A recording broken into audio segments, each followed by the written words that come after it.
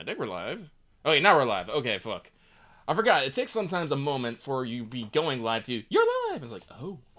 Yeah, I have that same thing. There's like a full half-second pause before I said anything in the audio version of this, Mm, right? mm. Where I'm like, okay, I've hit the record button, but are we actually recording? I Will don't know. this be the day my computer eats itself?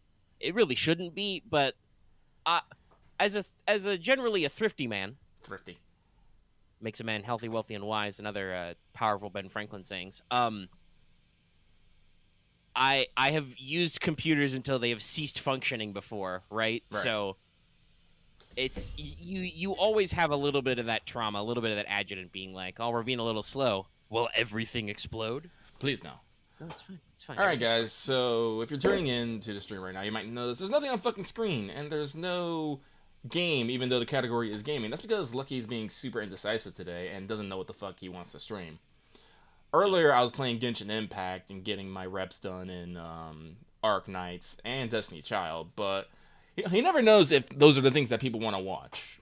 Normally, I'd just be defaulting to Cyberpunk right now, but like I said, I would. I beat Cyberpunk like Sunday, the day after we recorded fine. What's Up last. And unfortunately, just because of how the fucking ending was, I'm just like, I'm not entirely sure I want to go back to this quite yet.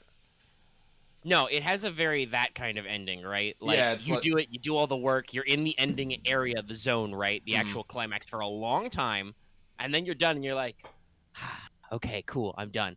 And I, I did not feel that feeling of like, all right, I immediately want to go start again. No, no, no, no, no, no, no. no, I thought I no. would, That's but like I wanna wait. no, I lied. I lied. By the way, I got the Sun ending. Okay, you got Sun. We can talk a little bit about that later. Yeah. We can probably get that decision of the thing settled first. I see some of you concurrently viewing, and I know there's some patrons listening. So, you people, text us your opinions about what like you should stream, and I will very quickly remind you that this episode is brought to you by our patrons like Adam DeHarp, Aka Comics, Arc 10, Legacy G, Carlos Qua, Jeremy Vasquez, Jonathan Sandoval, Kylie Denton, Legendary Boss Hunter, Liam Kessler, Regent Raptor, Rogue Robin, Shawnee P, some guy named Bob, Soda Sun over 2 for 723, and Zach Reed. If you like what we do most season more, consider supporting Patreon and get access to episodes early and lots of other goodies. It really helps us out. Thank you for your support, everybody. Thank you. So, if people are wondering, right now I have installed Among Us, Hades, Civ, Tabletop Simulator, Jackbox 5, Jackbox 7, Legend Heroes 1, Warframe, Stellaris, Fallout New Vegas, the Anno Mutanum demo. I don't even know if that's even functional anymore. And I then have a whole variety of PS4 and Switch games I can play. Like, I just got Trials of Mana. That's currently what's in my Switch right now. Age of Calamity is out because we're in spoiler territories as much as I think they're dumb. But, I'm not going to spoil people. And I have a variety Well, of... that's good. That I appreciate that Yeah. because while I own Age of Calamity, and it is sitting in my Switch right now. I have not played any of it over the past couple of days for reasons I may or may not get into later in the show, talking about how unusually busy I've been with stuff. Production value is hard, guys. It takes time and effort, and sometimes people feel like they don't understand how much time and effort it does, and they make more work for you. Mm. I said, at the moment I'm leaning towards Stellaris or Civ. Did you Hmm? have you played a Stellaris on a What's Up stream? I don't believe so. No, I know I've played Civ. I could pop up in Stellaris. I might go for some gentle Stellaris. Alright, let's go for some gentle I have Stellaris. not played Stellaris since I booted up to make sure it worked, but that's in our future sometime. I'm sure I'll get bored with stuff. Yeah. I've got a couple of things I need to I need to finish getting back on the ball with Genshin. I haven't really done any of that. That's okay. I'm sure if I actually get into flow with Genshin, I will get back into playing it because it's at its core, it's a game that's kind of fun to play around in. But at the same time, its gameplay isn't unique enough, to call me back and be like, man, I really need to play some Genshin. So I'm sure that I'll do that. Oh, Hey, shit. ooh, that's a pink super chat. Oh, Legendary Boss Hunter. yeah, that was the bet that they made.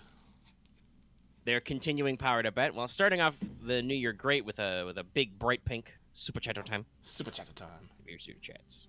Alright, let me see here. So, alright, now Lucky, since we've decided, well, I've decided on Stellaris, I have to now. That's okay. I think like one guy said Hyrule Warriors, and you were like, "Nah, we're not right now."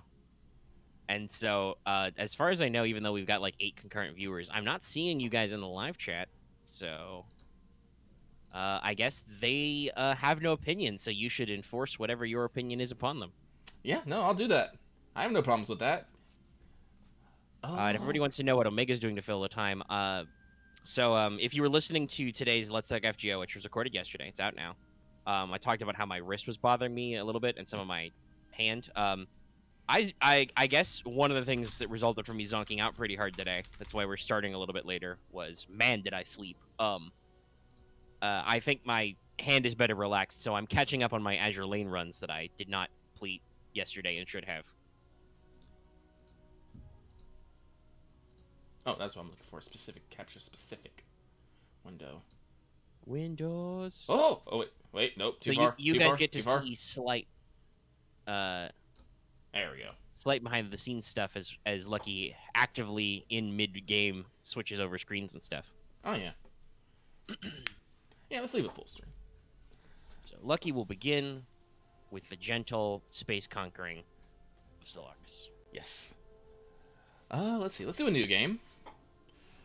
Yes, let's do my Church of Curvatology, a custom race that I built.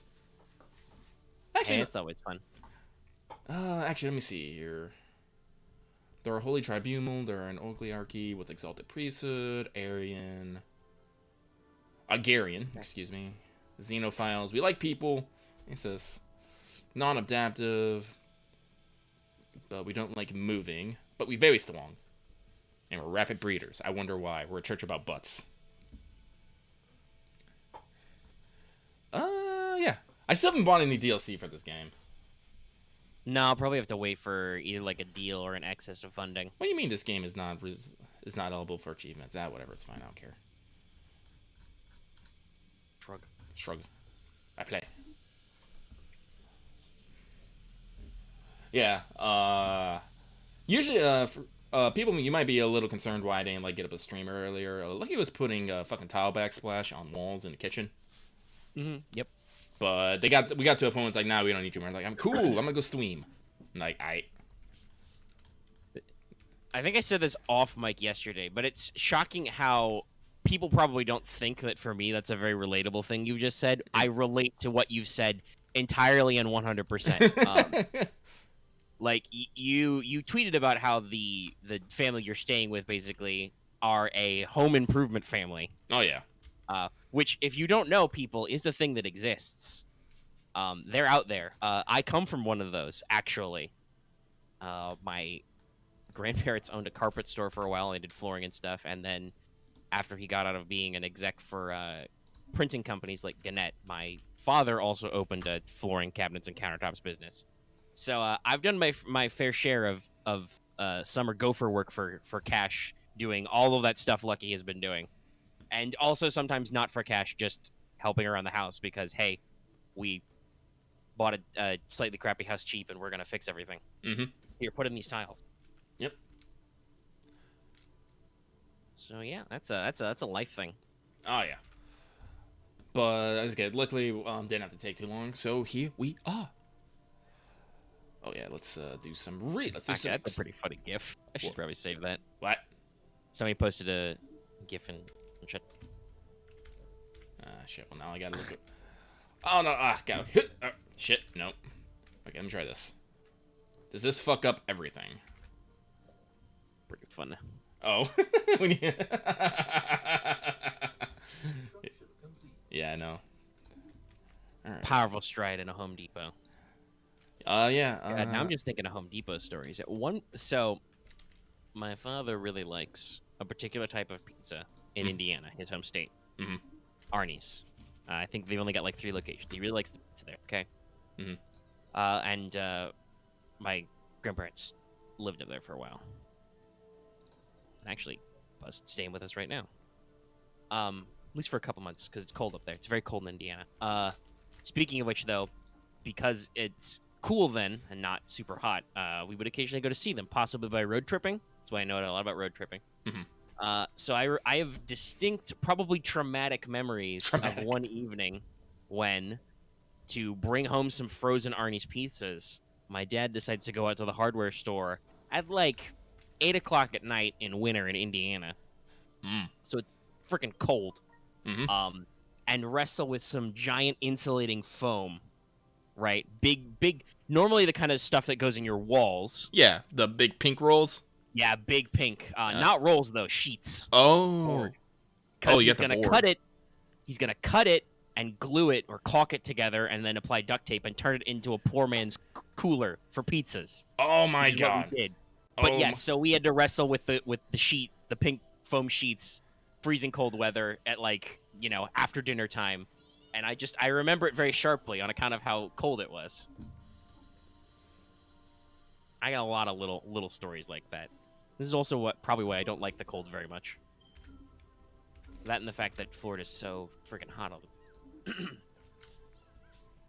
Anyway, he's setting up Stellaris. Yep. I am punching ships. I think I've got everything I need out of the Azure Lane event except just climbing the points ladder, for both ladder reward and shop reward. Mm-hmm. That I'm a little behind on because, like I said, I skipped a couple days. Yeah, we've done a little preamble. I don't know. Do you feel like talking about Cyberpunk right now? Once again, I can talk about Cyberpunk. I don't care. Let's hang on 1 second here. Oh, research anomalies. Yeah, Yes. I just don't know if you want to mention anything about Stellaris while you're playing it and setting up. Oh no, I'm just in the middle of it. I'll if something interesting happens, I'll shout out. But otherwise, I'm gonna keep doing as I do. Hmm. I cannot build Sorry, it. had some spicy chicken earlier. Sits with you a while. Okay, so Lucky beat the Cyberpunk guy. I beat it to Cyberpunk. Was that? No, I think that was in pre-show when you mentioned what ending you got. Yeah. So I got the Sun ending, which in the PlayStation trophy list says "Become a Legend of the Afterlife." So I actually did achieve the secret ending. Apparently, it's not as hard as one would think. What's this? Let's see. Going on? Let's see here. I have found artificially compatible alien writing. They not taking the element. Oh, so that means I can now study. Oh, I have to have a ship present. God fucking damn it. Track on map. I do have a ship. Oh, I know. So Aliens. Yeah, go research the fucking thing. But so apparently, I had like 70 with Johnny. Okay, so that's the cutoff, I guess. Because Yeah. I was at 60. So unless 65% is possible, 70% is probably the minimum. Probably. But basically, what happens is I actually had to look this up because honestly, if I hadn't have looked it up, I never would have figured it out. I don't feel. But basically, after you go talk with Hanako Arasaka, and you have your attack, everyone's all like, "You're not gonna have it next time, V. This is it." So you go up to Misty and Jackie's special spot where you overlook the city. There's an Arasaka sign, the secure your soul fucking sign right there. I'm like, pointing it. And you have to make a fucking choice. And to unlock the secret ending, you have to when you're given the choice, you have to literally sit there for 5 minutes and do nothing. And Interesting. yeah, it literally takes 5 minutes, and then Johnny's all like, "All right, man, I get you. You don't want to risk people. You don't want to but you do got one team you can risk it all with, me. So how about me and you? We take our hottest iron and we just go murder the fuck out of Arasaka Tower." And I'm just all like, "Fuck yeah, let's do it." And so I did. I 1v1 the entire Arasaka Tower. It was not as hard as one would think. No, as I previously warned you, the game is not really meant for you to finish it at level 50. Here's the thing. I'm okay with it. Oh yeah, no, you feel great when you can rip through, and if it's that simple, heck, I don't even know. Maybe I might have to because I do have a pre-save. I might just go back and see if I can activate that. Not doing a full restart, but just see if my percentage with Johnny is enough that I can, just chill there for 5 minutes and do it again. Yeah. It really wasn't difficult. You go in base of the tower, you fight 100 dudes, go down a couple of minutes, fight 100 more dudes. Then you have to fight Adam Smasher. You 1v1 him. I'm like, this is great. Yeah, so I didn't tell you about this, but I'm pretty sure no matter what ending you do, Adam Smasher is the final boss, because I had to fight him too. It's just that when you do Star, the Nomad ending, he kills Saul, Oh. Yeah. Well, it's because basically Smasher's coming in behind you as you're about to get into the Mikoshi uplink, right? Mhm. Like, I'm sure it's the boss arena for you, too. Everybody takes a tumble. Saul pulls out his shotgun and just says, Aldecaldo's for life, and shoots Adam Smasher. Actually snips off a little bit of his HP bar, Oh, right? okay. And then Smasher, being the unbelievable mechanical dickweed he is, just squishes Saul's head with his foot. Oh, man. That's okay. I just pulled out Johnny's gun and just went blah blah blah blah blah blah blah blah. He's laughable. He's fucking laughable. I soloed him with a pistol, considering that's not with a power pistol, considering that wasn't my build. You know, Mm-hmm. like well, I shouldn't say exactly solo, but I don't really know what Pan Am did. To be real, she was there too, but other than yell, I don't know if she did anything. So yeah, I believe Adam Smasher is the boss no matter what. But yeah, so you soloed him, which I'm sure is great. Yeah. It had that moment where I think you could have left him alive, because, like, I don't know, like the, Yeah, you can spare him. You can spare him. I did not. Fuck no, why not? Why would I? And I hate that guy. And I got to drop a line that's all like, greatest fucking merc, and I just 1v1'd him, and Johnny's like, can we go, please? He didn't say please. Johnny doesn't say please. It's pretty funny though. But he said he was. Like I said, when you do star, you take the inhibitor, so Johnny's not there. So my version of that is just hold Johnny's gun to his head, and I say, Johnny Silverhand says, "Hi, motherfucker." Blam. And Adam Smasher can only go, what? What? Yep. Because I do find that a little weird that, Smash is kind of supposed to be the story point, and he only shows up like 3 times. I mean, he's strong enough that he's a big deal for most characters when he shows up, right? Yeah. But it's still, like you say, not... He's supposed to be this fucking legend. He took out Johnny Silverhand. He's now in with Arasaka. But no, he only shows up during Evelyn's fucking BD. Mm-hmm. Hanako's Right. You know he's there. Hanako's rescue, literally just grabs her and goes. And then I mean, he's present when you do the heist. Oh, true. Also, technically, I'm pretty sure people have pointed out that he like emits signs, or if you have the mod that slows down time when you're detected, that procs when Adam Smasher walks in the room. So he absolutely knows you assholes are back there. When the thing happens, he just doesn't tell anybody because Adam Smasher. But yeah, no, I think those are the only, like, barring Johnny's flashback, that's what, like 5 times total he shows up, counting the final boss or something. It's not a lot. There's a little bit of like backstory to him when you do that side quest with Rogue and that guy, but even then he doesn't show up, and that guy is just an asshole who yells about how Rogue probably worked with him and Adam Smash for like 5 seconds after the Arasaka Tower job or whatever, but I don't care about. Whatever, he's dead. He dead. He died now. Goodbye. He dead, or if you let him live, I bet you get Johnny's car. Oh yeah, I did. Okay.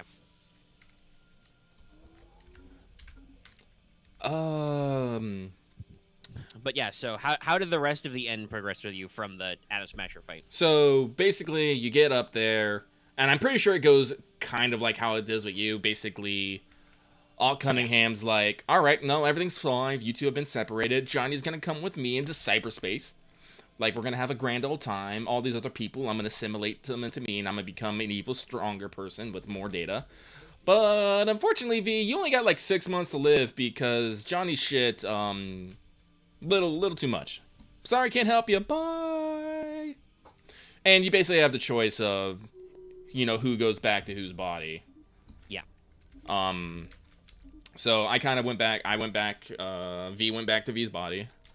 And you said in the Nomad ending, when you do that, you basically get an Aldecaldo jacket and you drive off onto the Sundet with your Aldecaldo fam, right? Well, yeah, not literally driving to the sunset. By the way, you were talking about like music. I want to actually like now that you've done it, like, so the way that ending like physically works is you drive through a sandstorm in the Panzer into a starlit night over water, right?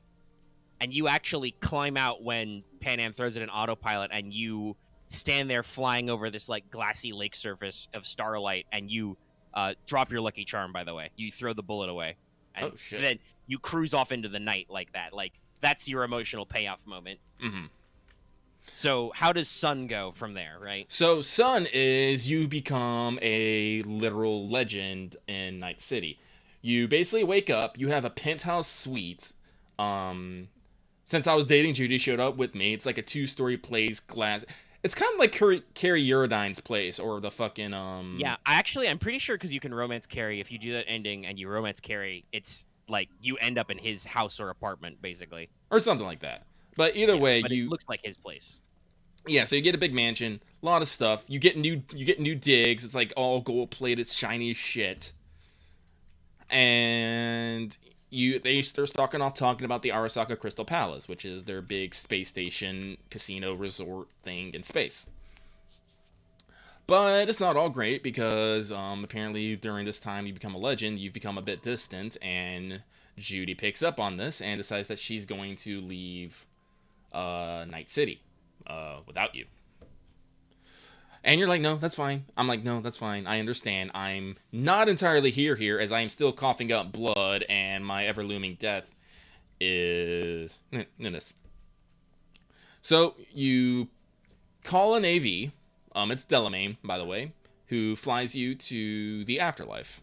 There, apparently, you're now in charge of the afterlife. Rogue's like, no, I've stepped down. This is your shit now. And talk to Claire for a moment. You get a drink named for you, and it's special because you're one of the few living legends there is. You go and meet a handler named Mr. Blue Eyes, who has really, really fucking blue eyes, who tells you that you've basically achieved everything. You got money, fame, reputation, because of your attack on Arasaka, that Arasaka now is in fucking shambles, and guess what? The sharks are in the water. So they say you're gonna do the gig. Cut to fucking space as you are putting on a fucking spacesuit, grabbing a gun, and are about to leap through the fucking empty void towards the Crystal Palace, gun in hand. The cutscene basically fades out with you flying through space, staring at the fucking space station. I'm not sure which track it is, but one of the samurai tracks starts playing like in your head louder and louder, and you just get this like stupid, like super angry, like grimace snarl on your face as you're flying towards the Crystal Palace, and it cuts there. And I'm just like, That's pretty metal. it is pretty metal, but it's also, again, I feel kind of unfulfilled. Like you were right earlier when when you said this game was like supposed to have was gonna have a 3-act structure. I was like, no, it could have a 5. And the more I think about it, it really should have had a 5-act structure and maybe gone a little bit beyond this. No, the at the very least, the third act needs to be more than just meet Hanako, do ending. Right? Yeah. Like I get that there's a lot of side quests that open up in that period, but those are still like personal side quests and stuff. Like the actual core plot resolves very, very rapidly. Like once you've done all that stuff, you've got your meeting secured and you're ready to go, you do it, and then it's like make a choice. And sure, it can take you a while, right? Like honestly, it sounds like doing the secret ending version of the Sun, right, where you don't call up anybody else. Because I think there's the normal version of the Sun is when you take the blue pill and Johnny calls Rogue and you attack Arasaka Tower. Semi spoilers for that, but I believe that when I talk about how like Atom Smasher kills Saul, I think the way it works is that Rogue suicides v Atom Smasher if you bring her along, which is why you can take over Afterlife normally. Because she's out of the picture that way. Again, showing that there's a little bit of lack of polish in this, right? Like, what? Well, then why do you take over Afterlife when you do the solo version of that ending? I don't know. They could probably use like some 5 minutes of dialogue there, CD Projekt Red. But yeah, like there's definitely like it sounds like that resolves pretty fast, and other than just like talking to people and climbing in your AV, did you really do anything in that ending slide, right? Like after you go to sleep? Nope, you walk, you talk. Like it gives the feeling like there should be something later happening. Almost like you should play out the heist, right? Play out, and this is what I'm saying. It's like I feel like there's more to this story because the problem is not solved. You're still dying. Your mortal coil is still burning away, and this is one of the. So in Star, it doesn't get resolved either, but it gives you the impression of like you're still gonna keep trying. And I felt a little more emotionally satisfied playing it. Like I don't feel like I have to see that moment. I just have to know that V's gonna keep going. Mhm. But also, Star ending seems like it's a little bit more interactive. Like, yeah, you do have that last moment where like I said, I talked about this. Like I romanced Judy too, so I was like, we meet up on the dam as the sun as the sun sets right over Night City, right? Mhm. And she's like, I'm so glad you're leaving because I knew I was gonna leave. And like, yeah, so we blow out of Night City together, duh. And like I meet up with all my nomad buddies, we shake hands, we pump fists, I climb in the Panzer with Pan Am, and we actually do the border crossing, right? Mhm. Like we do the drive. We run the border, we dive into a sandstorm, you steer the Panzer into a canyon and then into a tunnel, and then through the tunnel and out, and then it does the actual ending slide, like I said, which is this very weirdly quiet, peaceful moment where like Pan Am throws it in autopilot, you guys climb out onto the deck of the Panzer, hovering over this lake, and just there's no words, you just look at the lucky charm, right? The bullet, and then you just let it go. Like showing that you're kind of you're letting go of Night City and you're moving on to the future, whatever that is. Yeah. Sun sounds like it should have almost like you actually get to play that heist as like you get to actually shoot a couple of dudes, interact with some stuff, and then probably as you're about to get the loot or whatever, it like smash cuts. Does V die? Does V make it? You don't know. Doesn't matter. You're a legend, right? Yeah. But it still sounds like it cuts off a little bit early, and I don't know. There's a couple of endings we still haven't seen personally, but what's the other one? I Well, don't know okay, what so I'm guessing Temperance does. it's. Well, okay, so I can think of probably there's probably 3 other endings that we haven't done. There's the one where we haven't taken Arasaka's deal, where we take Arasaka's deal, Yeah. whatever it is. Which we're pretty sure that's Devil. That's pretty sure that's Devil. I'm pretty sure that's not actually going to end well. Then there's the ending where we let Johnny take our body, and we go to cyberspace. That might be Temperance, maybe. Yeah, it's probably Temperance. And then there's maybe an ending where we just fucking maybe plug ourselves. Yeah, I'm pretty sure that's the bad ending. Is you can take the gun and like go for it. Yeah. I don't. Is that the? I think that trophy's called the Reaper. Also, shout out to the 1v1 Arasaka. It's called the name is Don't Fear the Reaper. Okay, yeah. So that's it. Yeah, the Reaper is then the trophy for you just take the quote unquote easy way out. Yeah. And just end it all on your terms rather than fuck around with any of this shit. Mm-hmm. Which is still likely to be very sad and depressing. Yeah. Just in a different ways. Yeah, like getting the phone calls, everyone was all like, "Oh, he's not picking up," but hey, life is going okay, except for Takamura. Takamura was literally talking about Samurai Death Poems. He's like, "I don't got one for you because I'm not that eloquent, but here's what I have to say. Fuck you, asshole." I was like, "Yeah, no." That makes me a little sad. Thanks, buddy. It's like you destroyed Arasaka, almost. Because that's probably the only thing that's good about doing the Devil ending. Like, if you really like Goro and are buddies with him, you're probably cool in that ending. That's probably about it, because Johnny's not going to be happy. You might not be happy because you're probably still dying or something. Blah. Just like, who knows? Yeah, so... Yeah, no. Like, honestly... I assume the endings are probably pretty well, no, I think there's some special dialogue. Like, Vic calls me when I did Star, and he's like, hey, so, whenever you're back in Night City, give me a ring. I'll give you a checkup. Want to make sure everything's okay up there. Do good, kid. Bye. Mm-hmm. Right? So, yeah, I don't know. There might be some minor differences. But, yeah, no, I can't imagine that going the other way. But... So, I'm just like... It's like, I like Cyberpunk. I really do. But yeah, no, it's still a very highly rated game for me. But it's just like, God, I need. And here's the thing that kills me. Did you ever complete the fucking Gary the Prophet quest? Probably not, but I'm gonna ask anyway. No, I don't think I ever like got it to. It's a very slow burn quest. It's very hard to like get it to proc. You have to like stand there and listen to him a lot. Yeah. So basically, there is a quest that comes out of that where You basically, Gary's like, I fucking know, man. They gave me some cybernetics and now I can hear them. I'm like, oh, this actually might be some shit. And so you can say they're having a secret meeting. Guess what? There was actually a fucking secret meeting with weird ass fucking code words. You get a fucking chip. You go back. They fucking took Gary. Men in Black fucking grabbed them, scooped them off. And then that's it. That's recurrence. And Johnny's like, so what did we learn? And my response is, stories with open endings suck. And I'm like, CD Projekt Red, this is too fucking on the nose, man. What are you guys doing? What are you guys doing? Yeah, no, and I mean, to be real, there's a lot of quests that feel like that, right? Like, did you do the fucking whatever collective quest for Bess Isis? Did you get that done? Yeah, I finished that. Okay, you followed it all the way to the fucking Zoltan machine? Mm-hmm. Yeah, no, and that's just like, other than the fact that you can either leave it on like Johnny says or just kill it. I left it on. Yeah, I left it on, but I told Bess Isis about it. I was like, hey, you're not gonna believe this shit. And she's like, oh no, this is the best. Yeah, but that doesn't, as far as I know, other than the fact that the annoying text messages stop, that doesn't really, like, quote-unquote, go anywhere. Like, there's no long-term consequences to a lot of stuff.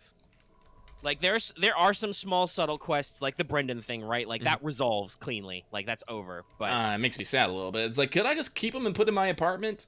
That'd been great. I mean, you can make friends with a lot of AI, or at the very least, smart chat programs. So, yeah, it's a little sad. Like, you can get Skippy the Smart Pistol... You could get your own Delamain, though that Delamain doesn't, like, talk to you ever either. You know, it's a little... They're just... It reminds me a little bit of the OG version of Mass Effect 3's ending. Which some people are going to take as harder criticism than I mean it, because Omega's not that mad at Mass Effect 3. You can fight me. IRL. But, like, I... actually liked the ending to 3 because I played 3 in like big binge sittings and I powered through the entire ending so you can until like 4 in the morning, right? Like I started way late and then I went until I finished it and then went to sleep, right? Right. So it really had a really strong emotional through line and did all that stuff, and I got to do the thing I wanted to do, synthesis. But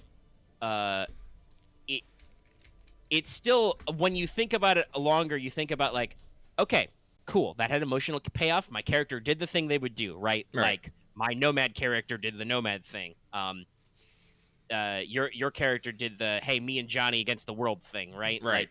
Like, you feel like you're making the right choices for you, but then once you do the choice, the game is just kind of like, yeah, yay, good for you, you did the thing. Okay, everything's resolved, and you feel like it's not actually that resolved, right? like with Mass Effect, I appreciate the director's cut of 3 because it's like, oh, right, we were rushing finishing the game, and we were trying to build a satisfying plot conclusion for Mass Effect 3. We forgot that some people have been playing this for 10 years since Mass Effect 1 or whatever. I think it was more like 5 years between Mass Effects, but whatever. You know what I mean, right? Like, people have been playing this game since number 1 and want to know what happens to everybody, right? Right.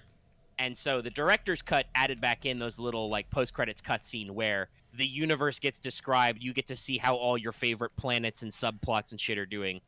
And Cyberpunk does a little bit of that, but doesn't go the full hog, and I think it feels the same way where you're just like, okay, that was emotionally satisfying. That was the correct ending.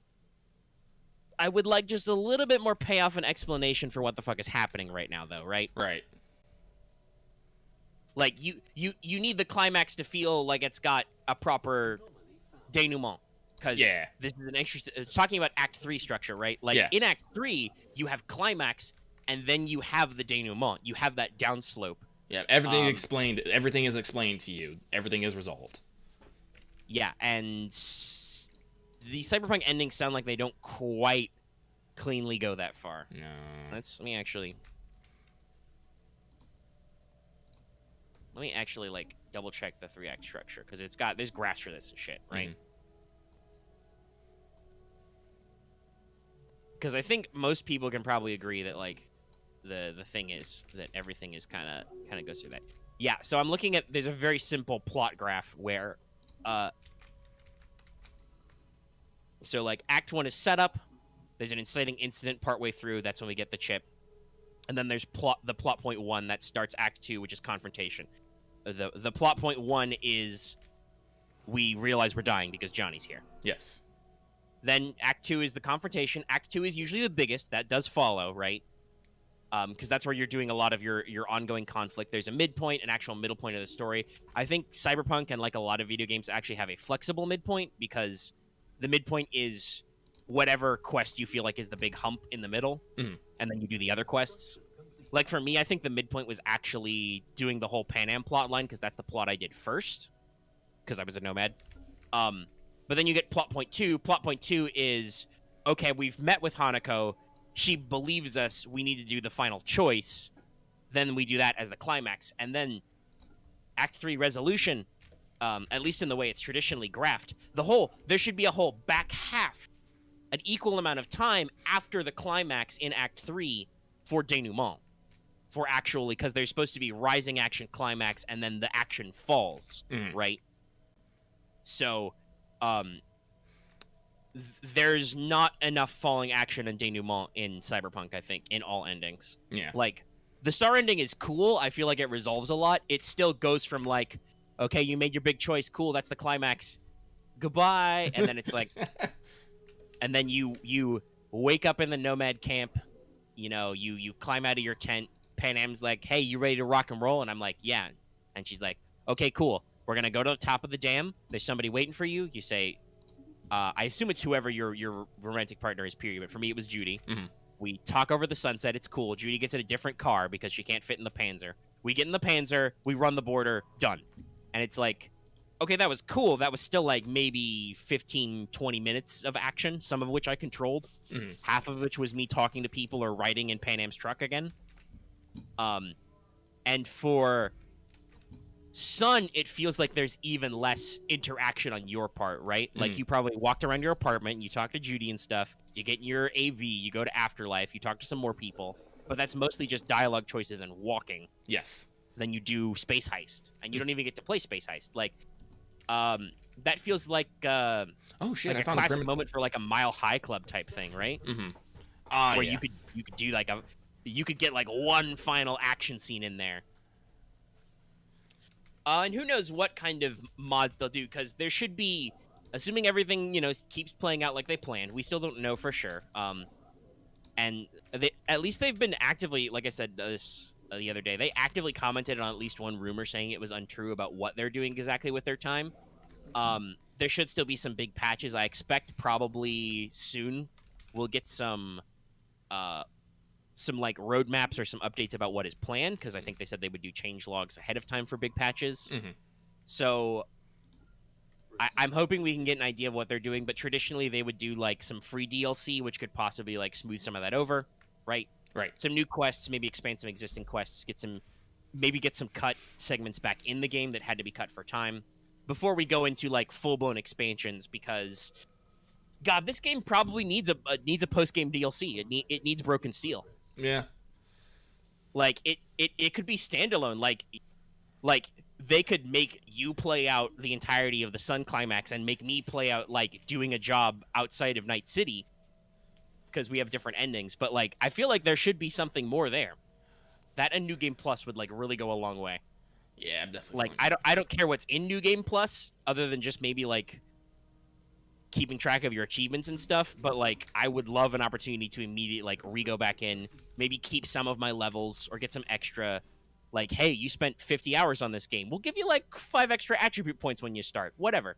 No, that'd be great. Give you a couple attribute points because you know what the fuck you're doing. Maybe give you access to like your like iconic weapon library or something dumb. Give me 5 points and start me off with 5 perk points. Yeah, just give you a little bit of extra customization, maybe keep some of your unique shit, like your tchotchkes you got from unique quests, and go, right? Yeah. And that would go a long way to actually making me feel like I could do interesting new builds and stuff. So yeah, like I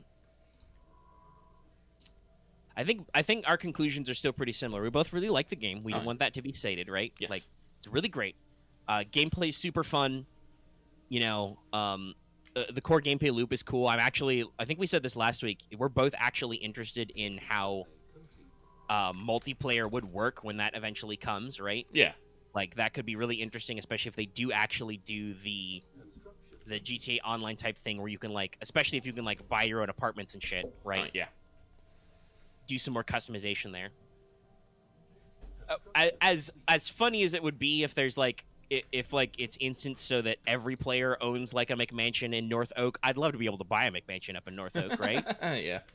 That'd be pretty sick. You know, set it. You could even do some post game stuff that way. Set it in Night City after the big second Arasaka raid, whatever that looks like, right? Because I think unless you do Devil, but even then there'd be an internal reorganization, right? Like if you side with Hanako, there'd still be an internal reorg because you'd get her brother out. So you could still say that Arasaka is like waning. Even if you side with them, right? Yeah, because so apparently there's like 3 factions in there that, again, you deal nothing with. Yeah, no, that's another thing that, like, I'm going to guess the devil ending is also probably pretty simple. Like, there's probably, you go back up to Hanako, you're like, I'll do it. Johnny yells at you, you eat a blue pill, you tell Johnny to fuck off. And then there's probably dialogue where you do a meeting, right? I'm pretty sure you have to go to, I know, I did a lot of fucking around. There's an Arasaka location, like, I think it's in North. That's true. There's an Arasaka Plaza, like an HQ or something. Yeah, in North Oak that you just can't get into. Like, I've tried. Yeah, so you probably get in her car, you drive there, you have a confrontation with God, I forgot her brother's name. What is his name? Yorinobu Arasaka, right? Adam Smasher probably comes out again because he's Yorinobu's bodyguard and he doesn't give a fuck what Arasaka says. So you got to kill him again, and then then they put you to Mikoshi to unfuck you, and your brain's probably still broken, right? Yeah. So based on what I've read and my own assumptions, that probably means that either you basically probably get your own like sub choice, even if you get a choice where it's like, okay, you can either go back to your body and die, or you can just chill as a construct in Mikoshi forever, dude, until we can unfuck your brain or get you a new brain, whatever, right? Full cyborg conversion. Yeah. So, like, which is probably why that's devil. It's a choice. But it's a hell of a choice. You know, temptation. So it's an interesting. It's interesting that things you could do, but yeah, I would love to see like post game DLC in some form, just because it's like, I get that there's a conclusion, right, and that makes sense. We love conclusions. Stories should end. Yes. This is a problem so much like TV and stuff has, where plot arcs that really should end don't. Right? Like you take 2 seasons to do a plot arc, and then you're like, and then another plot arc, and you're like, you really should have just stopped at the 2 you planned for, or actually pre-planned for more plot arcs, right? I know some people will say that's hard sometimes, like the way like being renewed for seasons. Excuse me, very burpy. Being renewed for seasons and stuff works, right? But some shit definitely should have ended sooner than it does. I know endings are hard, but like sometimes you need to actually like end where it should end. So things should end. They should not go on forever. But I think we can both agree that Act 3 is a little lean and mean, and it really shouldn't be, because while Act 2 is where all your confrontation happens, like that's where all the rising action, all the big, blah blah blah action scenes are. The third act is supposed to be the resolution. It's supposed to be like big climax, big resolved. Everything should feel resolved, and it sometimes does and sometimes doesn't. I don't know. Okay, let me check the clock. How long are we talking about Cyberpunk? Like 45 minutes. We've done worse. Yeah, we have. Lucky, do you have any further Cyberpunk-y thoughts? Because I think I got most of my, other than commenting on what you said, I think I got most of my ending thoughts out last week. Yeah, no, I think, yeah, quest-wise, I really don't have anything to comment about. Like, again, like, I love all the quest design. Like, a lot of them are real fun, like, chilling with, like, Carrie and stuff, seeing him go off the fucking deep end over a fucking, what is essentially fucking baby metal. Yes. And then to find out that those chicks are actually huge fans of classic rock, which makes sense, right? Like I said, they're fucking baby metal. They're literally fucking baby metal.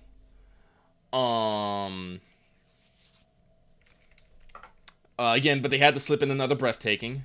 I laughed at that. But no, like I said, I like the quest. I like the game. As much as people complain about it, like people complain, like apparently being too fucking powerful is actually a downside. Apparently. Well, I mean, if it certainly, and we've talked about this before when we were talking about roguelikes and stuff. There's something to be said for like, there's no challenge left in the game. Like, it's not fun to just, spray and pray on gangbanger thugs, on gang goons, and like, definitely some people are like, oh man, this guy's the final boss. He should be a confrontation. That said, it's Adam Smasher. I don't feel bad for him if I dab on him. Like, like that I think was okay. Where it's just like, yeah, no, I want to kick the shit out of Adam Smasher. You know, the end game should feel like Johnny's flashbacks feel, where you have like 4 million HP and he regains it all immediately, and he so much as like takes off his sunglasses and looks at a guy, and that guy explodes in flames, right? Like, that's how the top level of this game should feel. I do think that happens a little early. Like, mostly I think it's just people are like, and I even felt this a little too. It was like, I feel like my last couple levels are wasted because there's no point in actually getting those last couple perk points or stat points, because I'm like maxed out in the two stats I actually use, and all enemies are scrub lords now. Right? Like, I don't know. Not that enemies are actually scrub lords, because if they damage numbers are weird, Lucky. I feel like certain weapons I found that had used against me punched a lot and really sucked for me because of like multipliers or something. So I think even at high levels the game is still a little bit dangerous depending on what your enemies got, but I can understand where people are coming from, where it feels like you wasted the time to get to max level and only got like a trophy out of it, probably. I don't know. I think there's a trophy. There's not a trophy for getting to max level. There is a trophy for getting to max cred, though. Which is way easier, but also actually means something. I don't know. And so, like, that is definitely one of those things where it's like, I wouldn't mind if there was some, like, endgame content that actually wanted you to be that high level. But as it is, I'm not going to complain about it, because it just feels like it was like, okay, we need a round number for the level system. 50's good. 50 works, right? You know, it's kind of like how when you install all your Fallout DLC, it ends up with a level cap 50, right? Like, you're like, nah, this feels fine. This is okay. I would much prefer that they do it starting at 50 than like I have to buy 4 DLC packs to get to level 50, right? Yeah. From 20. Can you imagine doing Cyberpunk at only level 20? Oof. That should be like a new game plus challenge mode. Like, you can only go as high, like half your level cap, only go to 25 or 20. Ooh. That would be interesting, and would give those challenge people the challenge they want, without necessarily fundamentally changing the game too much. Yeah, that's something. Like I said, I can understand when people saying too easy. Like, I maxed out intelligence and technical, and I put a fuck ton of points in upgrading tech weapons to the point where I would ping someone, highlight everyone, and then just shoot them through like 6 walls and be all like, "You never saw me coming." So I'm just like, yeah, I can understand it, but at the same time, I felt super fucking empowered. Well, yeah, and I think to be fair, I think like people would complain about that maybe, but I think that's actually intentional, right? Yeah. Like, they are trying to show off the things that is unique to their game, right? Like, the way tech weapons and smart weapons work, and sniper rifles that shoot through walls is not actually that unique, but the way Cyberpunk, I think, takes together the system of like hacking, pinging, etc., with tech weapons and like the ability to specialize in them as an RPG thing. That's like, oh yeah, no, this is how you play like a wizard rogue type build in Cyberpunk. You spec in tech weapons and hacking so you can like ideal your enemies, disable them, and just murder them from afar when they can't do shit. Yeah. You know? It's also the best way to counter enemy hackers. Right? If you run into an enemy netrunner, your best bet is that you have a tech weapon and you have that one perk. I don't remember what tree it's in, but you have that one perk that automatically highlights a netrunner when he tries to quick hack you. I know it's intelligence. I think is it in quick hack? It might be in quick hack. It's probably in quick hack. But yeah, so if that guy shows up yellow and he starts hacking you, every time a guy did that, I never had any complaints. Like, I heard some people complain who don't spec in that, like, man, it's really annoying to constantly get overheated by guys I can't see, and I'm just like, I never had that problem, as I like nonchalantly aim my Widowmaker over my shoulder and pop a guy through 3 walls, right? I do Like, love the just like, Widowmaker. just like, oh hey, is there a guy? Is there a guy over there? As I have my tech weapon, so I can have a weapon stay charged by me holding it. It doesn't automatically fire, and it charges 66% faster. You know, all those fun things. Tech weapons are fun. I do love tech. Though, like I said, I am not averse to doing a power weapon build and like trying out like HMGs and shit. Did you notice heavy machine guns start showing up as you got later in the game, where guys will just drop like temporary big boy machine guns? Oh yeah, no, or you can just rip them out. Well, usually you can just rip them out of turrets, and I think I think is the normal way you get them. But I found like heavy enemies carrying them as I got towards Act 3 and I got in my higher level count. I was just like, neat. Yeah, no, that doesn't help you when I tell you to kill yourself. Suicide quick hack. Yeah, no, suicide system resets. Cyber psychosis. God, that's wild. Cyber psychosis is brutal. It really is. Yeah, yeah, I think those 3 are the what's considered the ultimate quick hacks, if I remember correctly. Yeah. Well, they're the offensive quick hacks that if you get them off will always work, right? Yeah. Like theoretically, there can be beefy enemies who will eat a couple system shocks or overheats or toxins, right? Right. Well, like I said, I have had a dude survive a fucking suicide. That is true. I think I've had people who only had knives survive their own suicide attempt. But usually, if a guy has a gun, he's dead.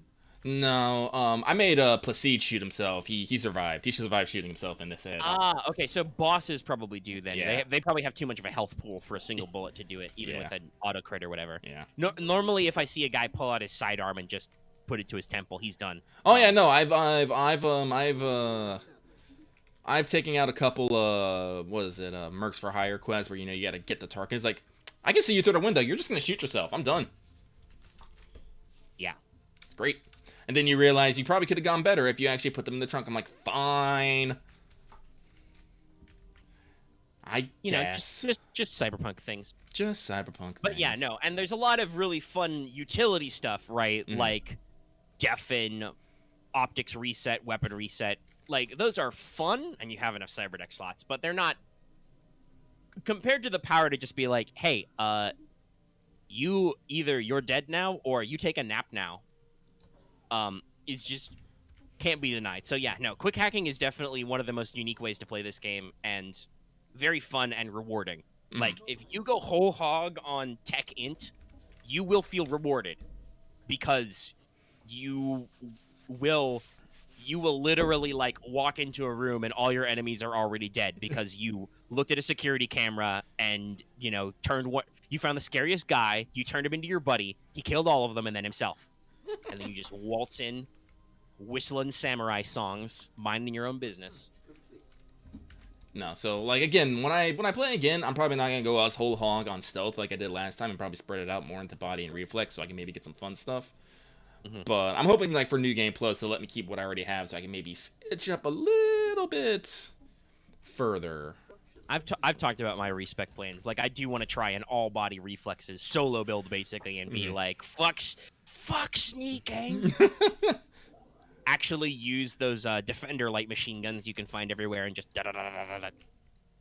Like I legitimately want to see how easy it is to play the game that way, and if it's fun and rewarding. Because gunplay is fun, and I feel like when you go the techie route, using tech and smart weapons is more useful than power weapons. Mm-hmm. So I'm kind of curious to see how some of that stuff shakes out. But again, I'm not super eager to like immediately dive back to square one, even though there are choices I want to do over. Like when I do it a second time, I'm absolutely not sending Jackie's body to Vic because I think that locked me out of some stuff. Yeah, it did. Though, actually, I have a very pressing question. Hmm? Did you meet Ghost Jackie in cyberspace? No, I did not. Okay, so only I got that little weird reminder. Yeah. So if you send Jackie's body to Vic, the corpse get a hold of him. And at some point, I didn't mention this to you because I didn't know if it would come up for your version of the game. But at some point, Goro lets you know, like, hey, so they would have used a limited version of Soul Killer on your friend. Like, it's not going to be a complete spec because he was already dead. But they might have got some information they can pull. And when you log into the Mikoshi server, you show up back on the roof, and you have a very fragmented conversation with Jackie's engram before you move on. And it's like, it's actually kind of poignant because you get to say goodbye to him on your terms this time, Mm-hmm. but it's also a little creepy, and it's just like, nah, I gotta go, Jackie. But no, I would absolutely just skip that step and just send him to his fam and do some kind of sub quest there. No. I think the game literally just like, you can't do these side quests where you like deal with Mama Wells's kind of like guilt issues and stuff, and because you can talk to her and you can text with her and she feels really bad, but she doesn't get resolution unless they can hold that memorial for Jackie, I guess. Funny how stuff works. So like, there's absolutely shit I want to do over. I'm not ready to go back another 80 hours and do all that again, right? Yeah, right. It's the Persona problem, right? Do I want to? I'm not gonna get the best ending I want. Do I want to dive back into it again? Though Persona is better because it has a firmly established New Game Plus, right? Yeah. It's still a fuck ton of hours. But all right, I think we can probably take a breako from Cyberpunker if we're done. Yep. And I'm actually going to pause the audio and go pee because we've been recording about an hour. Lucky will continue to space stuff. I will space stuff. I am slowly spreading the curvatology. Okay, I'm paused. I'll be right back. All right, we'll be right back.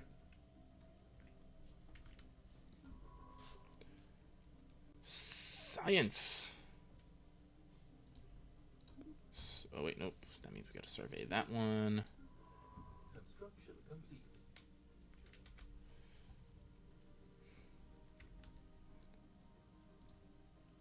There are no new routes. All right, we'll do that one. Construction complete.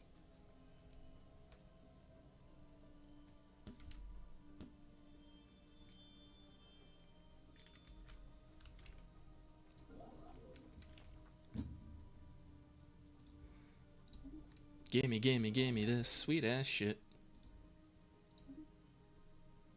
Oh, it's a desert world.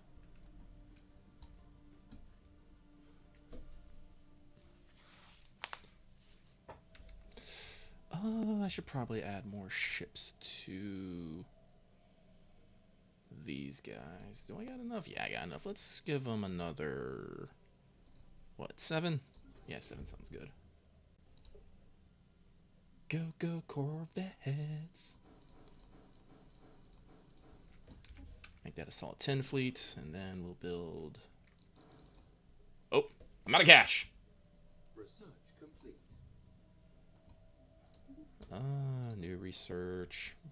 Faster research. I got plenty of food. Let's sell some food. Fuck food. There we go. And then we will buy... these fuckers. Alright, now I can build a fucking... Wait. It only has 1. How many are we building? 2, 3, 4, 5, 6, 7, 8. Alright, there. That should be 10 of 10. Gotta keep my people defended. There'll be peace and love or we'll fucking kill you.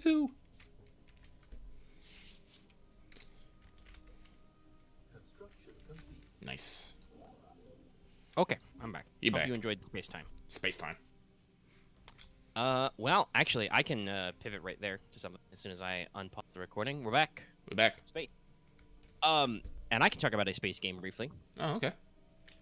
Because I only did one sitting. I would do it right now, but it's full screen and it has sounds and stuff I don't want to fuck around with. But I talked about last week, a couple weeks ago, that I actually finally got around to buying Oxygen Not Included because it was on sale. Yeah. For like 30% off.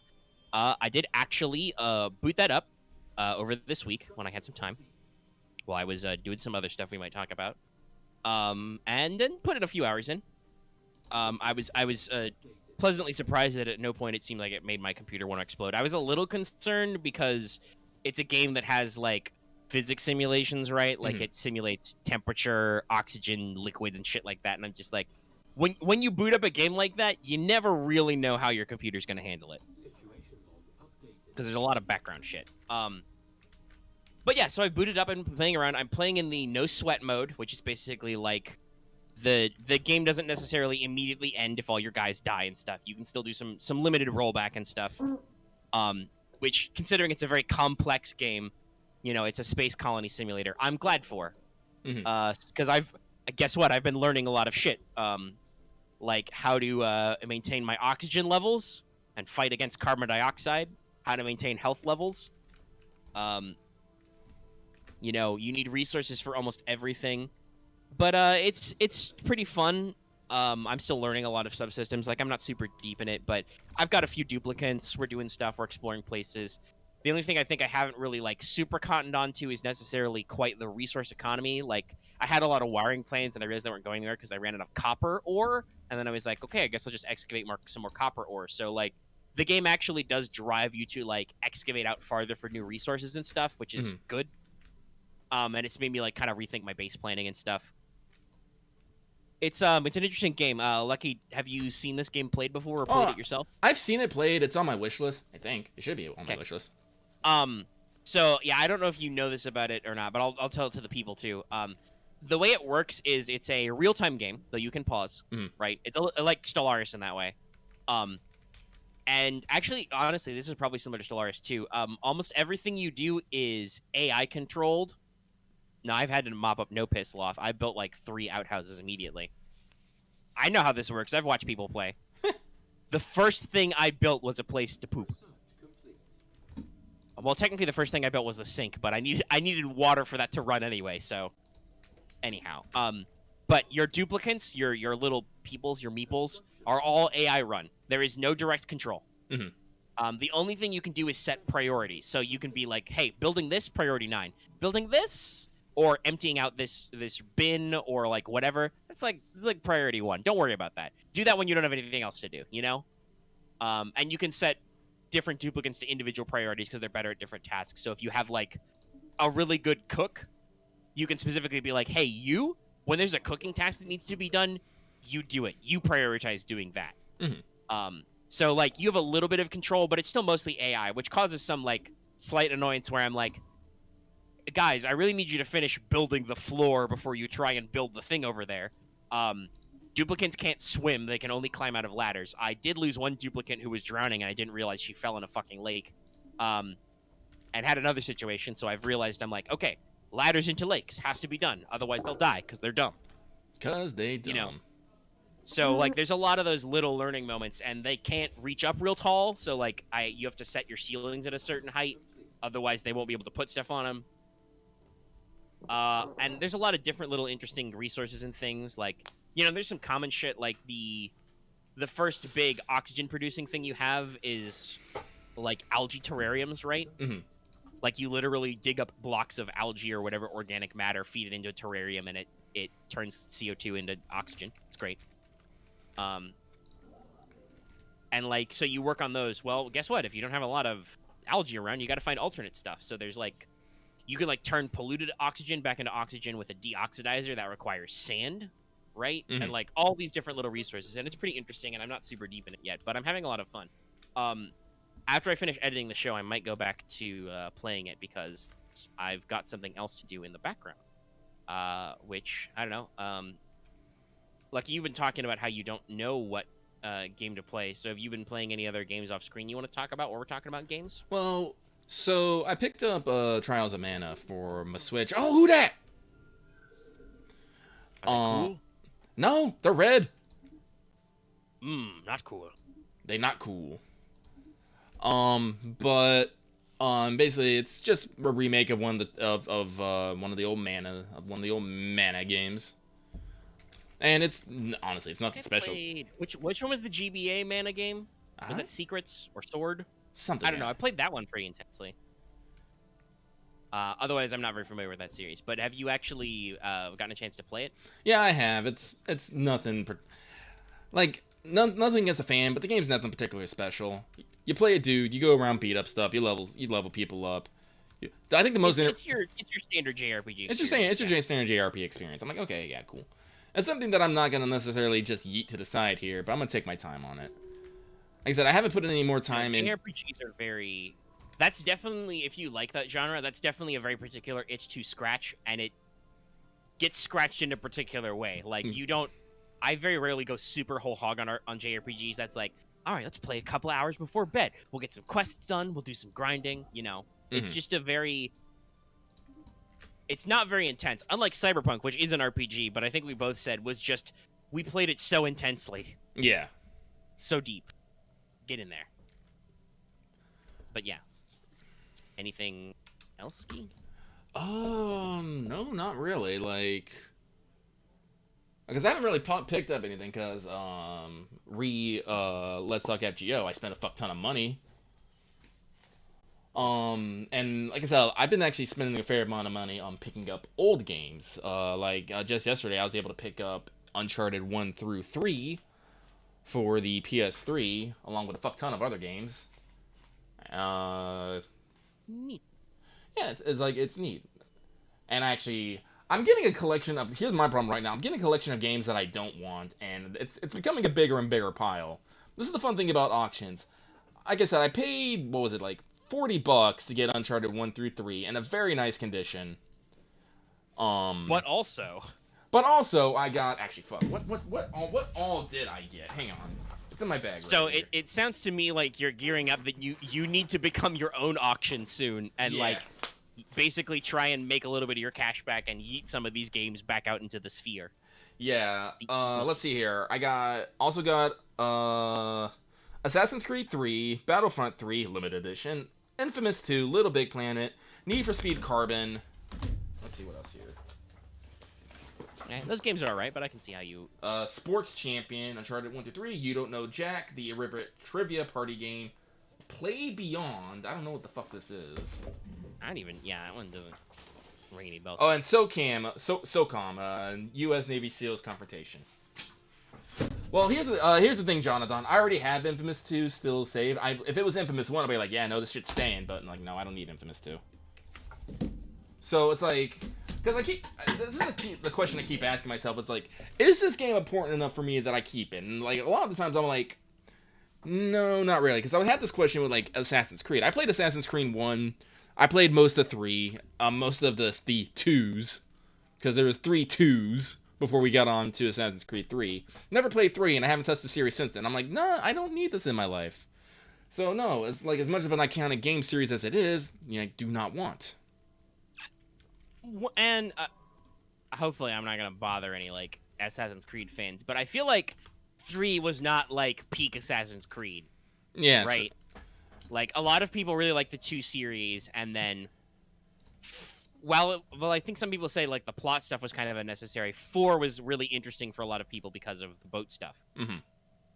So, like, yeah, I don't know if people would be fighting you about, like, unless they're, like, really hardcore AC guys about 3 anyway.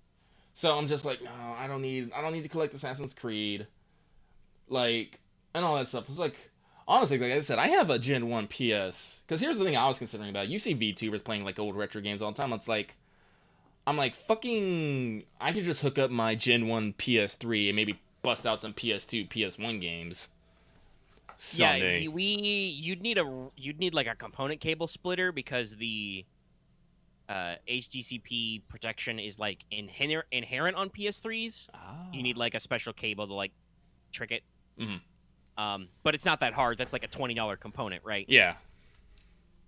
So, because then I could start because then I'd have a lot more games that I'd be want to play, because I picked up. Yeah, that would be real fun. Because I have Devil May Cry 1 through 3, the original PS2. I have Dark Cloud 1 and 2, Xenosaga 1 through 3. Oh yeah, there's some fun stuff. So I have those are some lengthy, at least experimental streams, if not full playthroughs. Like, I have Metal Gear Solid 2, Metal Gear Solid 3, hecking. Well, so we're not at that point yet. We're especially because the Backstreet Boys are still on reunion tour. But there are some games that we've talked about this. We want to save until we're together. I would love to do a couple of retrospect. Like, we've already talked about, we want to do like an Uncharted retrospective with like me in the driver's seat, Lucky on backup. I probably need to like upgrade my PC to have a dedicated GPU, but I want to take Lucky through Master Chief Collection, like actually play the story of Halo. Well, actually, here's the thing that I realized, like, fuck. The Metal Gear Solid. I wonder if that's on the PS4 because here's the thing. On the PS4, I know there are literally things where I can just watch you play remotely. Actually, that is true, isn't there? Yeah, well, I have to double check because I do own the Metal Gear Solid HD collection. I'd have to see what system it's on. Yeah, because I've done that with my friends where I've been on like a PlayStation call with him. I just watch him play a game, and he has the ability to give me control playing for like a half hour, even though like I don't know. Yeah, remote play stuff. Yeah, we should. That would be definitely rigged. Because what I was gonna say was, I think the other two series, I think we should at some point just like revisit would be Metal Gear Solid and Kingdom Hearts. Yeah, like I've got the story so far. I wanna. So I already own that. I wanna like. That would probably be like the reverse of Uncharted. I would like have Lucky sit down and play story so far, and I just sit in the back because I did all that stuff.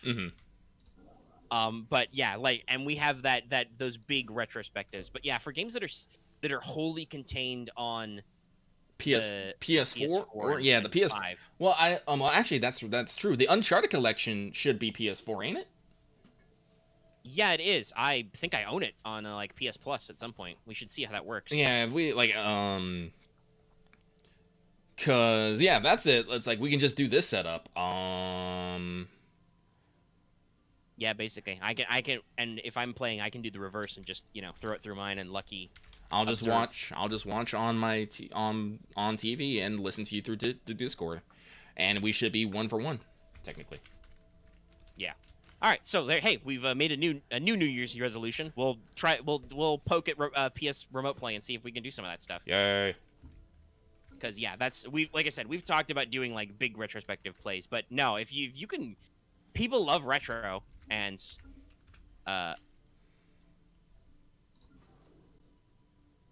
it's funny. I just realized I tabbed over to the YouTube comments. Yeah, some people were like, Revelations was peak AC, but 4 was good on its own. I'm like, yeah, no, none of those are 3. Funny how that works. But yeah, no, like if I do think that people like that retro stuff. Also, I think it's less likely for people to. Well, okay, for anime ass music, like done by actual J-pop stars or whatever, we'll still probably always be on blast. But for the most part, those are probably a lot more blast free than playing brand new games. Mm. So hey, I wouldn't mind seeing some retro stuff from us. I cannot do that right now because I don't even have a functioning. I mean, okay, it boots, but it's got a heating problem. Like, I need a new PS3 at some point. Or if we could just get in an office space, that would be fine too. Like, get a recording single location. But yeah, so like I can't do some of that stuff. I'd love to though. How would I? Yeah, I'd probably still need the stuff we're talking about. Like, if I got like an old Gen 1 PS3 that could play PS2 games, even if I wanted to do PS2. Because I got a few of those. Show offs.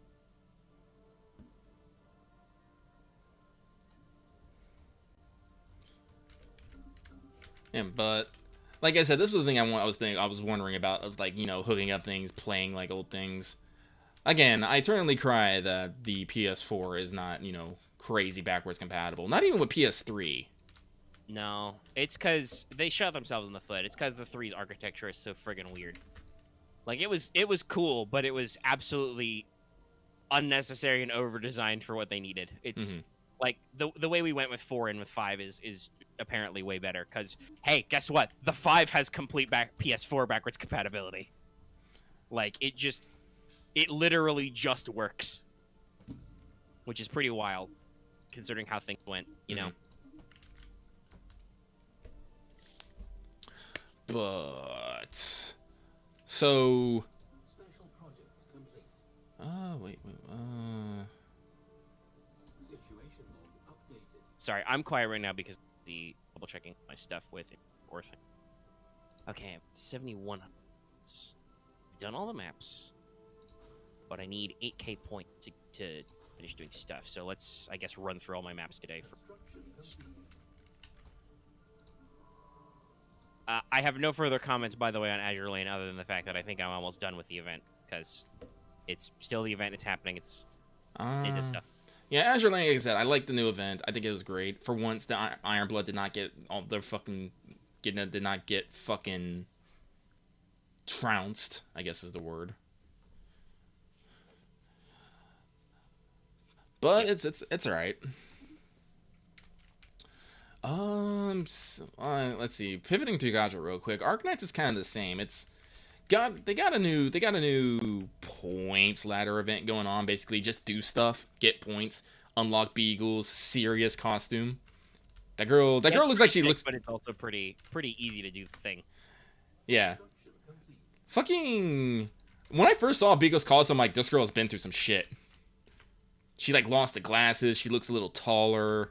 She's wearing less. I think that's almost like a theme of like Arknight's costumes. Like some of their OG designs are a little soft. You know, they're a little squish. Mm-hmm. But they've done like, oh, nah, let's let our artists get a chance to like redraw and do some serious shit in a costume, because we're Arknights. We Arknights now. I mean, I currently have our channel, a spoiler channel, muted because people are yelling about Arknights chapters. I'm just like, whatever, dude. But the points event is cool. You can do it casually. I have been making sure to log into Arknights every day and do stuff.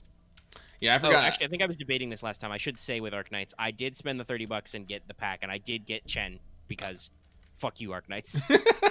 Fuck you, Arknights. I say as I give them $30 out of my wallet. We still got some time on that, so I'm still debating.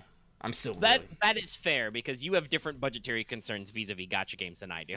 Yeah, like as much money as I spend on these games, I don't want people just to usually think, oh, I just throw money at all of it. No, sometimes I have to sit down and like, okay, do I really need just to buy an operator when I already have so many fucking ones? Because I was thinking about this, like my three faves, it's Chin, Hoshiguma, and Scotty. It's like I got W because like I succumbed to peer pressure. That's the best way I can put this. I think everybody did. Like, I don't actually... Maybe it's in the part of the story of the event that we mostly glazed over because we were dying from FGO and stuff. Yeah. But, like, why are people quite so excited for W? Like, it's cool. I like the idea of, like, formerly enemy units coming in, right? Like, we've talked about how much we love the fact that they're releasing Mudrock later, right? Mm-hmm. But... why are people so hype? Is she like super OP or some shit? I bet she's super OP for one. Two. Well, I mean, yeah, she's a 6-star, so she's gonna do something fancy. Mm-hmm. She probably makes enemies explode like she does in the game as a boss or some dumb shit. But yeah, peer pressure is right. So it's like that. And I was like, yeah, like who do I want next? I'm like, I want Mudrock. Because I loved them during the event and whatnot. But I was like, yeah, people talking about like Scotty's in the search shop right now. I was like, yeah, that's originally what I was saving my gold search for, and then I just got one. I'm like, it's only potential one Scotty, but yeah, that I'm happy with that. I don't like that. I think this is one of the great things about Arknights is when you get multiple copies, you get a little bonus. You don't get a huge bonus, you get a little bonus. So you don't. Yeah, they're not required. Like I can sit pretty on my P5 Lapland, as I hear a lot of people in our Gacha Games chat being like, I'm going to buy Lapland at the search shop, and I'm like, bitch, I got P5. Full potential. I have to take my wins where I can get them. Contingency contract's coming back soon, and I'm going to have to deal with these people for like 2 weeks. Yelling about their cert clears and shit, their contingency level. But it's funny how that works, right? Like, right. Just through happenstance, I have a max potential Lapland. I put no effort into that, and people are like, "Man, I really want a Lapland. I'm gonna get her out of the search shop." Oh, well, it's definitely better than Genshin. Let's not talk about Genshin rules. I have a concern. I don't like. That's one of the. I think the fact that Genshin's rule system is kind of bad is kind of why Genshin hasn't pulled me back in, because like units are cool and stuff, but at the same time I'm like, but what if I roll 10 weapons again? Oops, all weapons. That's not a great feeling. It's not a great experience, dear Genshin developers. Mihoyo, if you're listening, that sucks butts. Please stop. So like Genshin is weird and doesn't always feel rewarding, but its core gameplay at least is more entertaining than some other games. Yeah, no, like I was putting in a lot of Genshin before we started today. Actually, I was considering if I was going to stream that, but I was like, I don't know, people want to watch me run around playing that. Open administrative capacity. Yes, give me that. Yeah. I don't care. Like, Genshin is... To talk about Genshin as we're getting our gacha out of the way, Genshin's not a game I, like, hate or anything. Like, it's got good core fun gameplay. It's just... At the moment, for me, I'm at a stage where it requires not just doing dailies. It requires a little bit of my brain share because I need to, like, go do... what is it? Realms? Realms is the name for dungeons? I need to get special ascension materials for stuff, right? Yeah. So I need to, like, I need to actually, like, do some of the gacha game or MMO style grind stuff to do people, because it's like, okay, Fushel, you're level 40. That's cool. In the place where some of these story quests want me to go, the enemies have, like, risen to, like, level 50, and it's like, okay, that's a little much. They punch a little hard. It's a little rough. I could use some ascension tier up and then maybe actually unfuck my artifact setup, because the game gives you too many goddamn artifacts. Let's be real. Yeah, no, actually, I like just today. I severely like condensed all my artifacts down. I'm like, all right, these are the ones I'm keeping. I'm not using these characters. So why the fuck do they need artifacts? They don't. Yeet. Yes, and much like how Azure Lane is constantly yelling us with the guild, Genshin will yell at you about your artifacts and stuff, and it's a little annoying. I'm like, Genshin, I know there's nothing I can do right now. Okay. Yeah, so like it's just that's the reason why I think I haven't dived back in fully yet, is because I know I've got work ahead of me and I am working on other things. Like, for instance, it's on my PS5, which means I can't easily watch Cobra Kai and do Genshin. Yeah, I know. But like I said, Lucky's having a concern because I did not spend any money on, what was it, Albedo? I think his name was Albedo. Yeah, he was Albedo. Because while he's a cool dude, I was like, no. I know there's a Ganryu coming up. People say she's coming like in the few days after everything gets done. I'm like, oh no. Danger. And then also during the, what was it? Chalk Prince and Dragon, or whatever they fucking call it. They showed off the, fucking goth nun. I'm like, this is gonna be a character one day. There's no way it's not going to be. Yeah, what's her face? Rosario, I think. Yeah. Super popular in fan art. Like, I haven't even done those quests. I know she exists because everybody was fucking tweeting about it. Yeah, I'm like, that at least is something I can say for Genshin, is they have great social media reach. They release a character, they talk about something, they vaguely show you something, it's all over Twitter, and I'm like, neat. That would definitely, if that was coming up, make me get off my butt a little bit, because I'd be like, shit, I'm gonna need some fate for this. Yeah. So Goth nuns, I'm there. So, yeah, I know Ganryu's coming up, and I'm just like, because as we have previously established, Genshin rates are shit. And I'm just like, I don't want to spend... Don't tell me that, Devilish. Don't tell me that. He's talking about she'll be promoted to SSR. I'm like, don't tell me that. I don't want to hear that. I've gotten one SSR in this entire game, and while he's cool, he's not a goth nun. I got a Targetalia as my only SSR unit so far. He's neat. I like his gimmick, but like, that's another thing. I think we've said this before. Genshin, love their unit design. Like, everybody feels pretty fun. But the ability to obtain these cool characters is the fucked part. It hurts me a little bit. I don't know, if it's a big enough impact on their business model, they'll unfuck it eventually, I'm sure. Or just they'll make enough money that they don't feel so concerned about profit. Like, FGO still has some flaws that people don't like in their rolling scheme, but at the same time, over the years, they added stuff like cheaper paid GSSR, you know, the upcoming support we're gonna get in NA soon, the fact that you get 11 rolls when you do a 10 spin, shit like that. Like, they can make minor improvements too.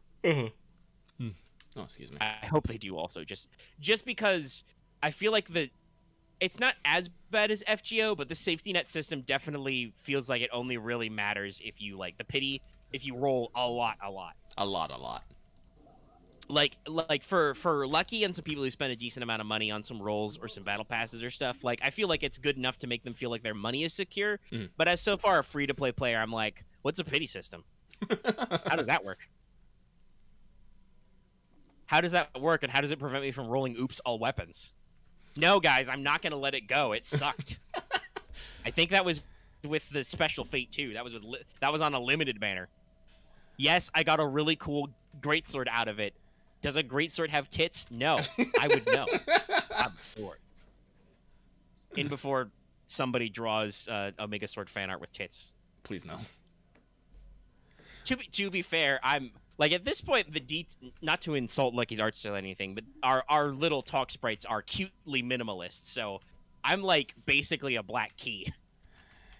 Like I have sick headphones that have the letter Omega on them. That's pretty neat. But like in terms of detail, we're very minimalist. Well, they were some the art style because Tyranny Buddy is always minimalist. Yeah. So it works. I'm just like, there's not a lot of detail for artists to extract from yet. Yeah, I'm just gonna make Megazord. I'm gonna give him googly eyes. See if I can make him gifs that they just randomly jiggle about sometimes. That'd be great. Ooh, yeah, that would be pretty fun. Like I said, I've been experimenting and trying stuff. It's like the fucking back during the it was one during one of the New Year's streams. I made an eggplant. It was the FGO one where you had eggplant truth. I Yeah. think? Just randomly spouting Discord quotes. Uh-huh. I don't know if anybody followed that, but it was pretty cool because I don't think in the stream we acknowledged it at all. No. But I was just sitting there watching the preview go by, and sometimes the eggplant would say something different, and I would just have to quietly to myself. I don't say that I'm not supposed to look like a black key. I'm just saying that much like the black keys, my design is very simplistic. I mean, I could turn you into black keys. I'll just duplicate the sword twice more and give you a fucking. Yeah, just put three more of me on there. I'm Black Keys. Mm-hmm. I'm Black Keys, y'all. I'm red, so I'm clearly the Buster Black Keys. Mm-hmm. Lucky, I just realized. Wait, does anybody get that joke anymore? Because Black Keys aren't in the main gacha and haven't been for years. No. There are people who are playing FGO right now who don't see Black Keys anymore. Wild. They see Mapo Tofu instead, I think, for now. Yeah, I think Mapo Tofu is probably like one of our big ones right now. I always know my FGO rolls are going to be sassy when they give me Mapo Tofu first roll. Heck, this is partially why I support Skip Gang now. Fuck the first card. Only show me the good cards. Skip Gang. I skip Gang in Genshin too. It just hasn't helped me yet. Okay. I think we're just rambling about gacha. Yeah. You mentioned you did your daily diligence in Destiny Child so far. You got anything interesting going on there? No, I'm just having this problem right now of the fact, like I said, I think I mentioned this before. I'm having to come to Jesus moment about my gacha games and stuff. I'm like, why do I play these games? And like, Destiny Child is definitely up on review right now because again, I like the game, I like the game design, but I'm like, why do I stay here? It's because I like. Is there something that I actually want to keep putting time into? Like what? If I had to guess, I would almost say it's because of the time you don't have to put into Destiny Child. Your phone puts in the time, but you don't have to. Yeah. Which is a really great quality in a gacha game, BT dubs, or any kind of phone game. Like if you can casually put it in your pocket at work or while you're doing other stuff. Yeah, I know, but at the same time, it's like because I don't have to think about it, sometimes I don't fucking think about it. And I forget about it. Yeah. I'm just like, would it be better if I don't? Because again, because a lot of times I can judge by how many favorite characters I have. Like, an Azure Lane just, list the entire, Iron Blood faction. In FGO, I have a super long list of waifus. Fucking Arc Knights, I don't have as many, but, I still got like 3 or 4 that, I'm like, yes, these are good. I look at Destiny's Child, I'm like, okay, I like Tamamo. And I think that's about it. And I'm like, what do I do? So again, it's like I haven't like dropped it yet, but I'm still like I'm still having this idea of maybe I should be like slowing my roll on a couple gacha games and maybe focusing more on like some other ones. Like I mean, we are a gacha channel, and I mean from our history of like doing what's up, the ones that have gacha in their name usually do really good. Gee, who could have guessed? But like, who knew? It's not quite the same thing where we are not as dedicated to any one game as much as we are to FGO for various reasons. Yeah. I mean, I've dropped plenty of games like Iron Saga, Magia Record. Well, everybody dropped Magia Record. Well, Rip. yeah, you Pepperoni. kind of had to. I log into Grand Blue Fantasy when they're giving me free rolls because I'm like, I like stuff, but honestly, I don't play it. Dropped the Don Machi game. Dropped the fucking what they call it. What was the Whatever Yoko? that. The what? Oh, I was thinking the whatever fantasy game with Yoko Taro and whatnot. Yeah, whatever that one was. But the problem is, then I look around and there's more coming. We've got the fucking Crunchyroll's putting out the Re-Princess Connected. You gotta the soon. I'm like, I like that anime. I kind of want it, but it's like it's doing a big media push too. I believe I don't think they've done it yet because I haven't seen the streams, but I believe they've tapped all the Hololive EN girls to do like promos for it too. Like, and I'm just like, a marketing push is happening. I'm like, no, don't. And they're like, we're gonna do Well, it. to throw more fuel on your fire, Lucky, I have heard consistent rumors that Last Origin is getting an official localization sometime this year. I haven't seen any like actual announcements, but people keep saying that. So, well, like I said, if I can't get the uncensored version, I'm not gonna care that much. well, that's true. But if they release an officially localized one, getting access to an uncensored build is easier, right? Like, Well, that's probably, how it used to be with like Girls Frontline. Now that we play that anymore, that's Yeah. a game both of us dropped basically. Yeah. No offense to little offense to Girls Frontline, but Girls Frontline was a game that just became too much of a fucking chore to play. Right? Like, the units are cool. I liked some of the guns. I mostly like them for the guns more than the designs half the time, but also they had good designs. But it was just kind of a whatever. Hey, and I'm pretty sure I can log in any time. It's not like they're going to purge my account until they burn down the servers. So, if I want to log in and look at my P90, I can. That's all I really did though these days, just because that game got so friggin' complex with stuff all the time, and I'm just like, I don't want to live my life as the Girls Frontline guy, right? Right. I already kind of at times live my life as the FGO guy, but that's also easier to do, and people watch us do that. Hey. So yeah. Uh-huh. Well, I mean, Girls Frontline didn't die. I do feel like while there was some friendly fandoms, I feel like the fact that Arknights is on the like gacha end and stuff, I feel like it's way better set up than a Girls Frontline, right? Right. Like Girls Frontline has the Azure Lane style construction, which is very finicky and has all the crazy subsystems and shit you can do and whatnot. Whereas I feel like Arknights was like, yes, you have your XCOM style base building, right? Right. But that's much more streamlined and focused. You've got a lot more, a lot less complex things. Like, yeah, I occasionally see like some Japanese artists, they do retweet stuff like, oh yeah, you can get access to now you can get access to some of the Sanguiferous dolls in Girls Frontline. It's really cool. I think they're like, I've seen people like post special art of who was the maid one with the leg guns? Was that no? That wasn't Hunter. Who was that? I don't remember. But I think you can get access to her now, like through through their special system. But there were just too many special systems. Girls Frontline. Fuck, dude, calm down. Like, they really need to make a Girls Frontline 2 and just cut out the chaff. Like, I think we've both been on record saying that we would try a Girls Frontline 2, like as a remake or whatever. But God, they really need to pare some stuff down. And Arknights is very much designed to be very more efficient on the front end, I think, than like Girls Frontline and a lot of other games are. Like, I know they've added a couple subsystems, but I feel like Arknights doesn't need to because it's very comprehensive right at start. Feels good. But yeah, people in chat are talking about how Voice became the Girls Frontline guy and then stopped also. Now he's a Yu-Gi-Oh guy, I guess. Like, they're doing the thing they did with Girls Frontline, but now with like Yu-Gi-Oh lore skits. That's cool, I guess. I like a children's card game. Neat. Okay. So I'd much prefer to collect Dogmatica than to watch videos about them. By the way, I was gonna mention this earlier, but we drifted away from it. But I think talking about like how we can have relatable experiences with like the spontaneous home improvement stuff.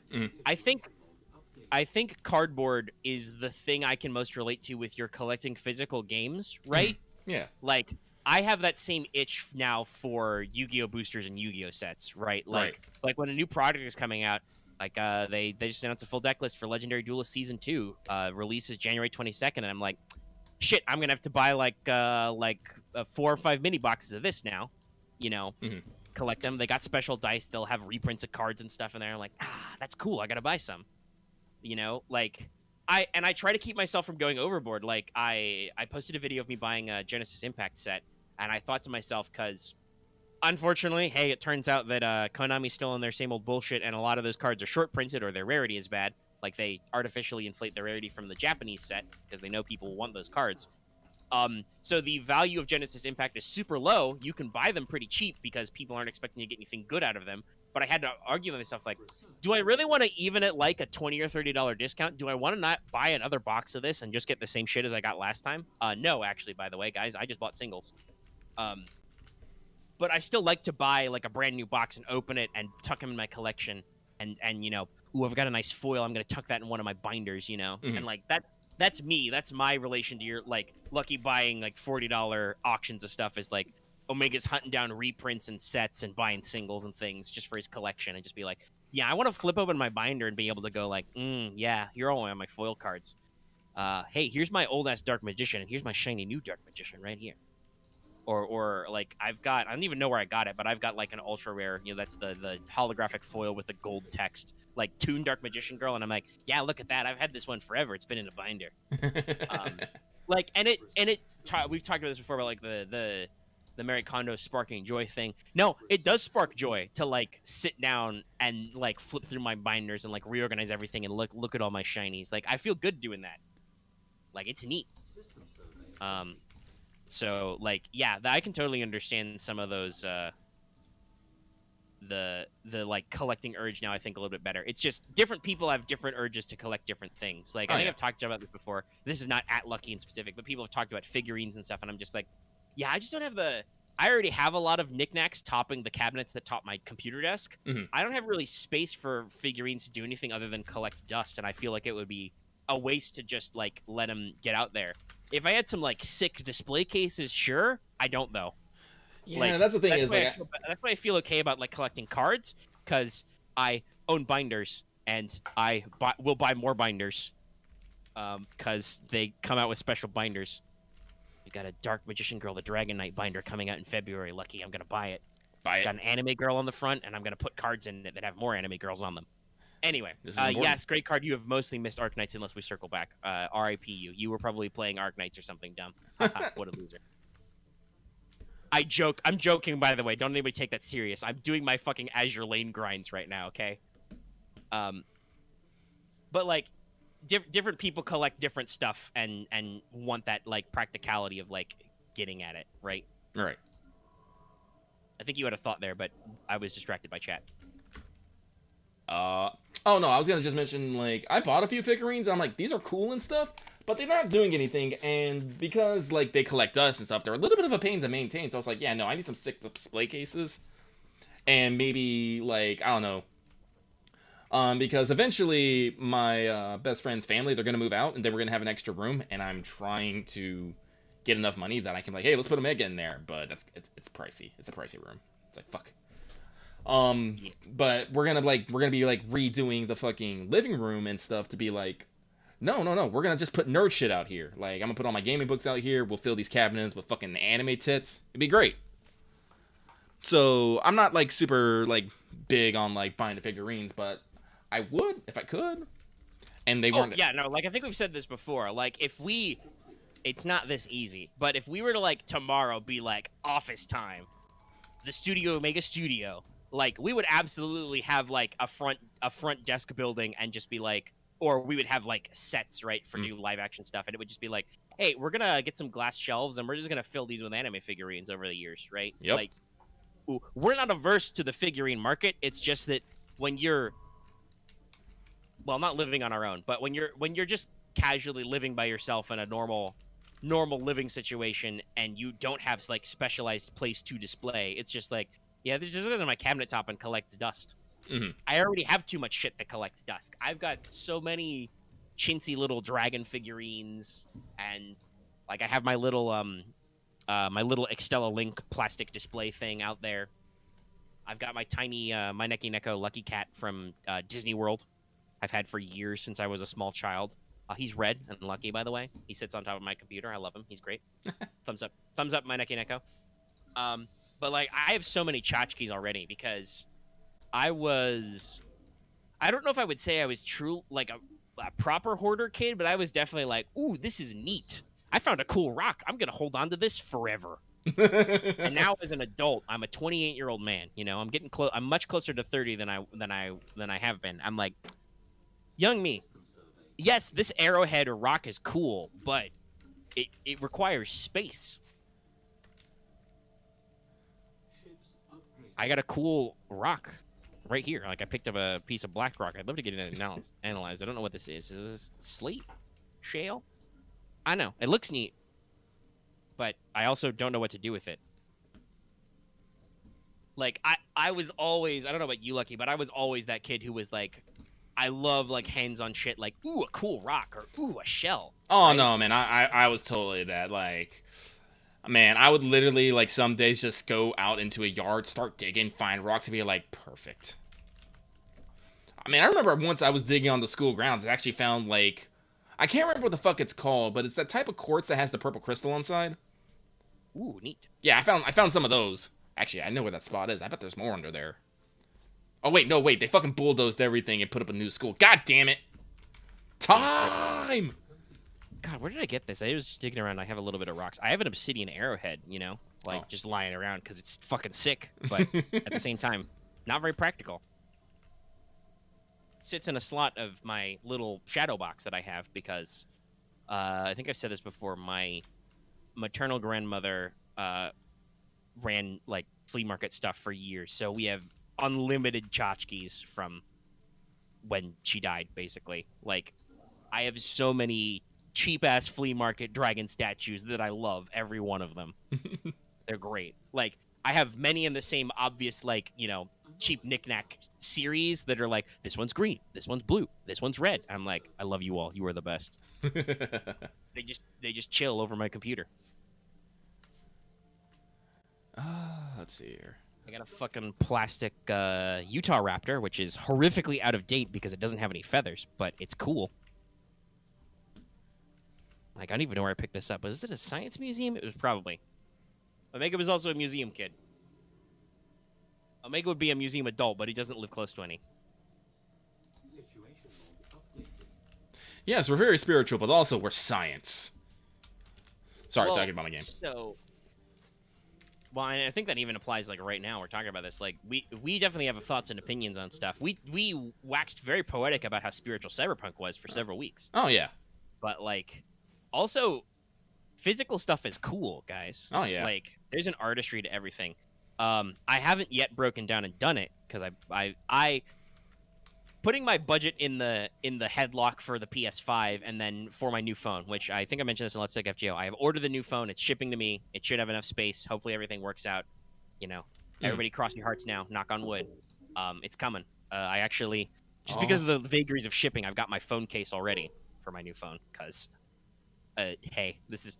I listen, guys. I need a phone case. I need a tough case and a screen protector.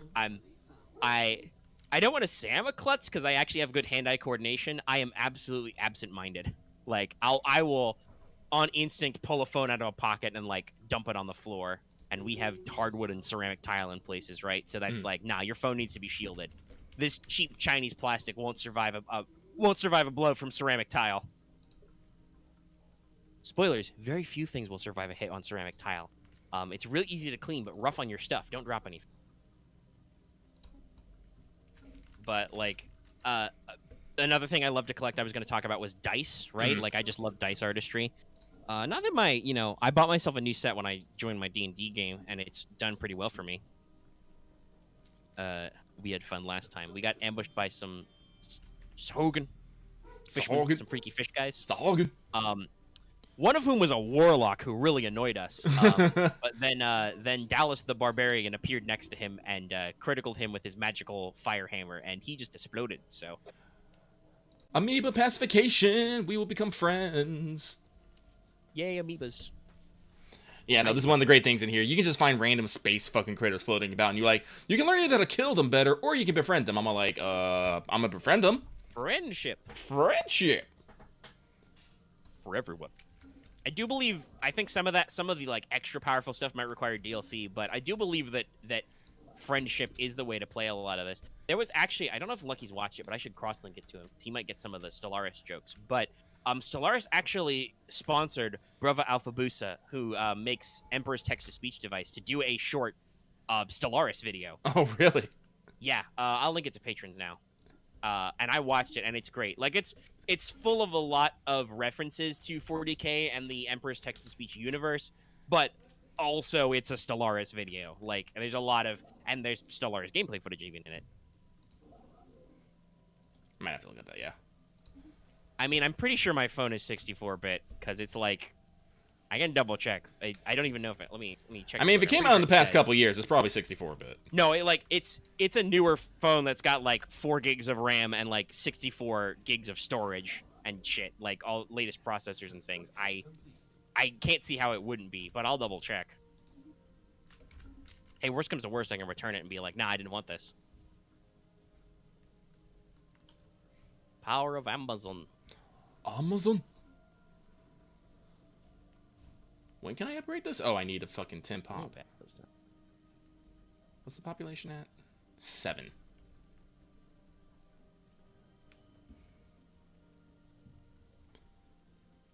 I'm a little slow on that link because I opened up a bunch of tabs suddenly. Then we'll make some civilian industries here. Oh, I don't know how much off the top of my head is contained on the system, but it can't be that much, right? Out of a phone that's got 64 gigabytes of storage, like usually my OS is like 4 gigs. If it somehow is like double that, I can't imagine. Special project complete. Thanks to the powers that be. Wow, extra dimensional insight. Nice. Anomaly found. Dimensional. Yeah, let's learn to exist with the Keep amoebas. found.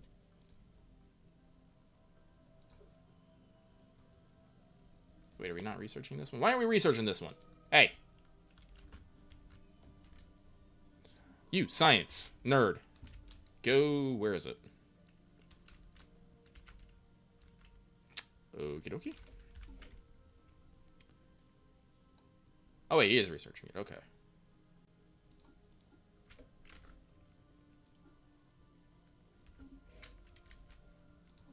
And then... Yeah, I don't think it even notes what like the bit digit is. It's just so that it doesn't even care. It's not important. Oh, I should probably make a third.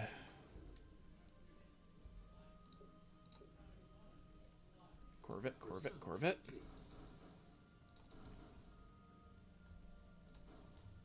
There we go. More research. Synthetic crystal plants, sure. Why the fuck not? Wait, what are you doing?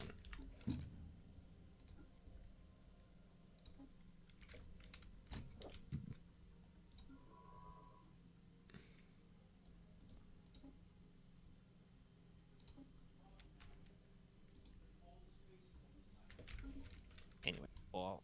Oh, that's why I can't, because of the fucking alien vessels. Okay. I was trying to figure out why that wasn't working. Never mind then.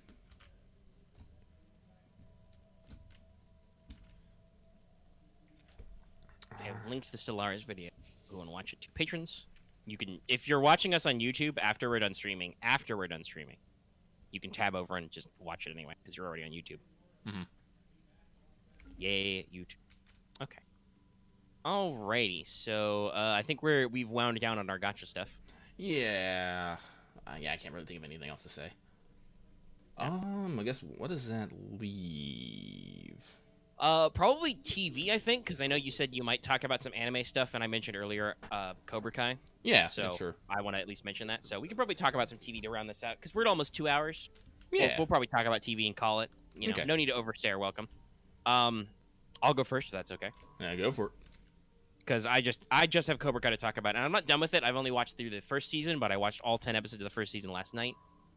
So for those of you who don't know, which I don't see why you wouldn't, but you might not, it's like number 2 on Netflix right now, the show. But like, in case you haven't, Cobra Kai is a sequel series to the Karate Kid films, which is kind of interesting. I'm pretty sure I've seen like obviously on TV, like definitely part 1 and part 2 have been on, and I have seen them, but I haven't like watched them all together at once recently, and probably won't because they're only on HBO Max. Fuck you, HBO. Listen, I don't want to watch movies. I'm going to tangent again. I don't want to watch movies regularly enough to pay $20 for HBO Max to just watch a movie whenever I feel like it. Like $20 a month, like they have all the movies, but the odds that I want to watch, I usually feel this feeling like maybe once or twice a month to be like, hey, I could really go watch a movie right now. So I like if I really really wanted to, I would much rather just like rent for like $5, you know? Mm-hmm. It's wild. But anyway. The movie I've ironically seen the most is probably the next Karate Kid, because I think that was like a Disney Channel original movie or something. Either way, it was newer. Like the Karate Kid films all came out back before I was born, I'm pretty sure, except maybe the last one.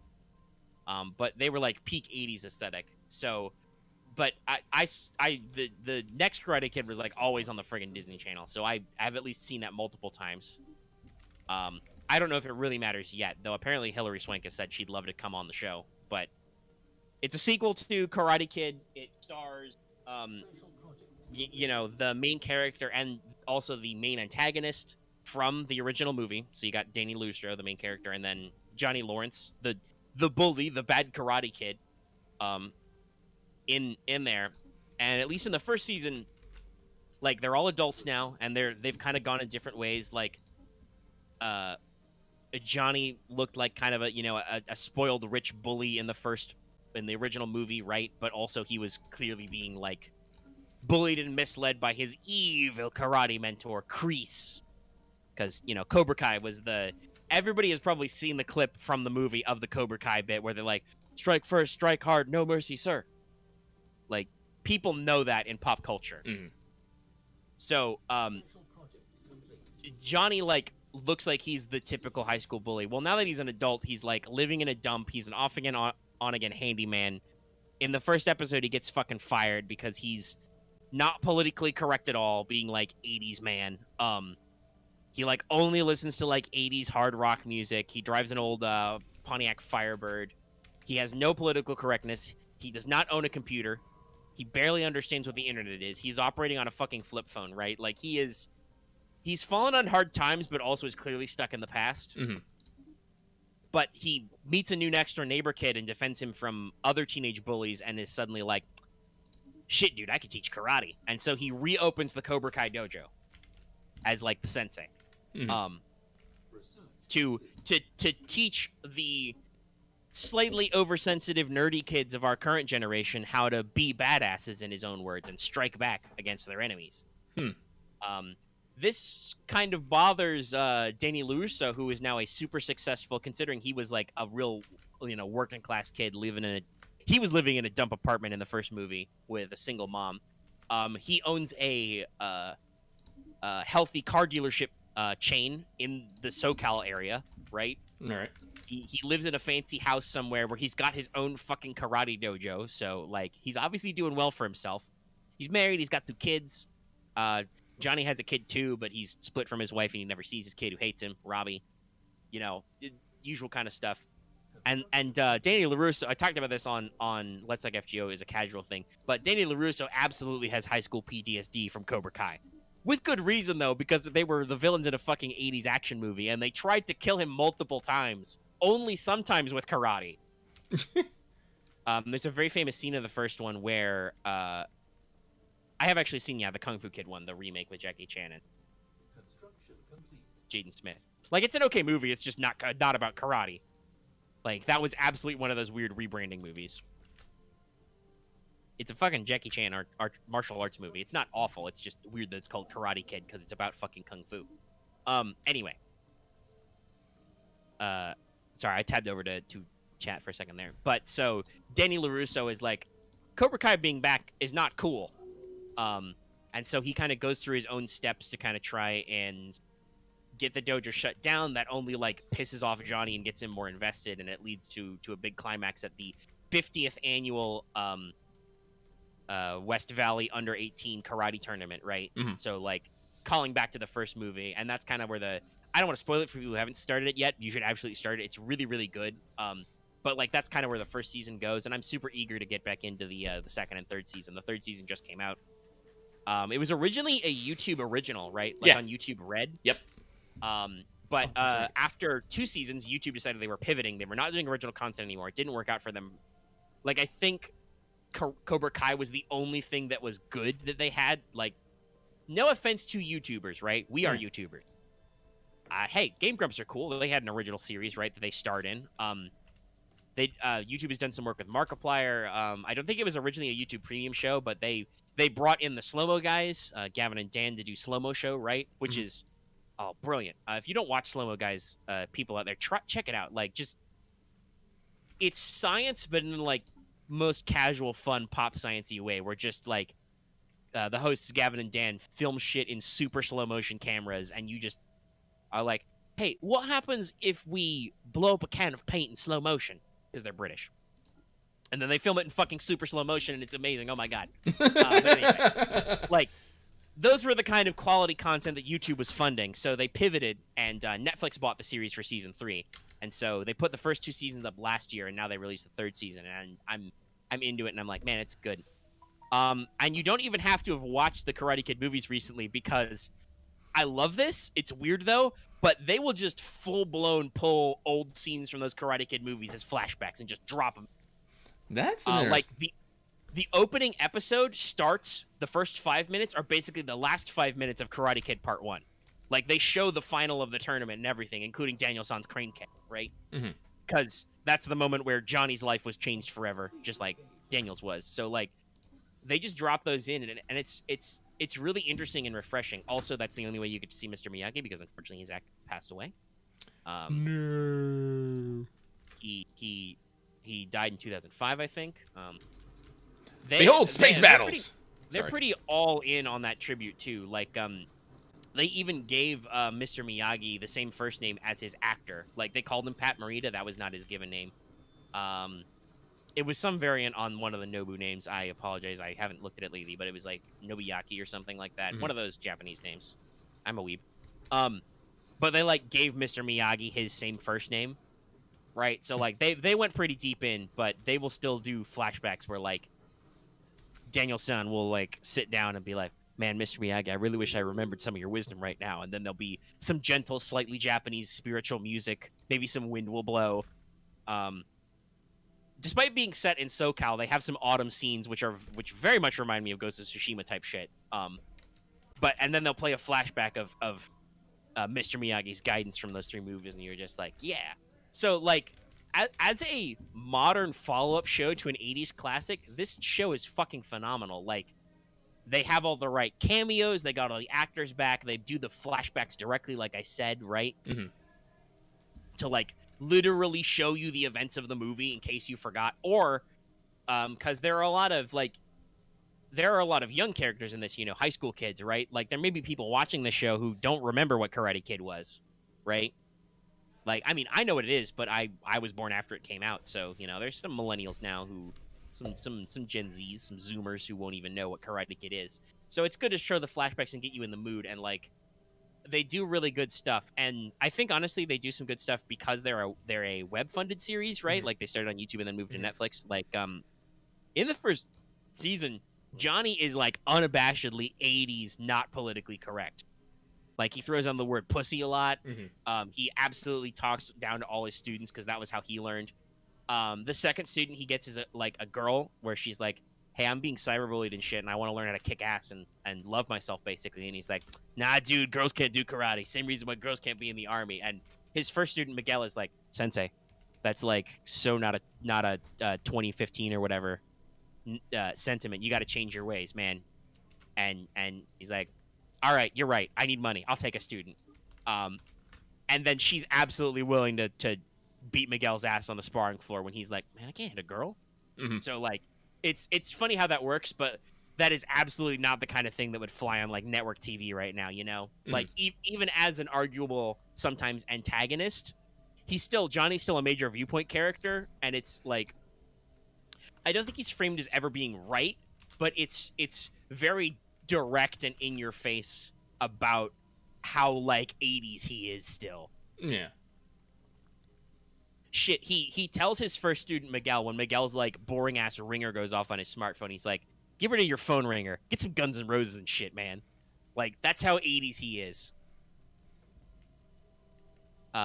Oh yeah, no, like the emphasis in the whole first season is very much that like Johnny is stuck in the past. He literally can't get over getting his ass beat in a karate tournament like 30 years ago, and how it just put his life off kilter. And the show is in a lot of ways about Johnny trying to like take back the present and instruct a new generation, and honestly about some of his fuck ups along the way.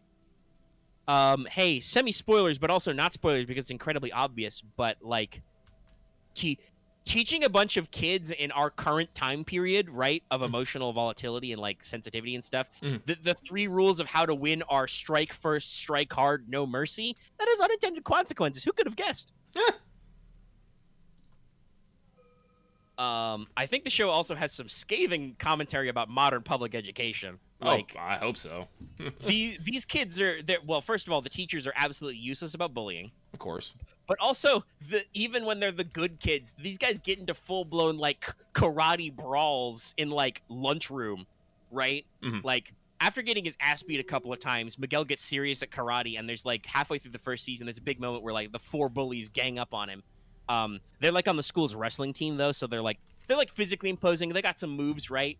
So it makes sense that he's not been kicking ass, but at school, at lunchroom, he fucking demolishes them, and like I think all he gets is like he gets like sent home with a note from his mommy for his mommy. Like that's how ineffectual public school is at fixing this problem. Nobody asks, one, how did this kid kick the shit out of 4 kids? But why did he feel the need to unleash his Cobra Kai karate on these 4 losers?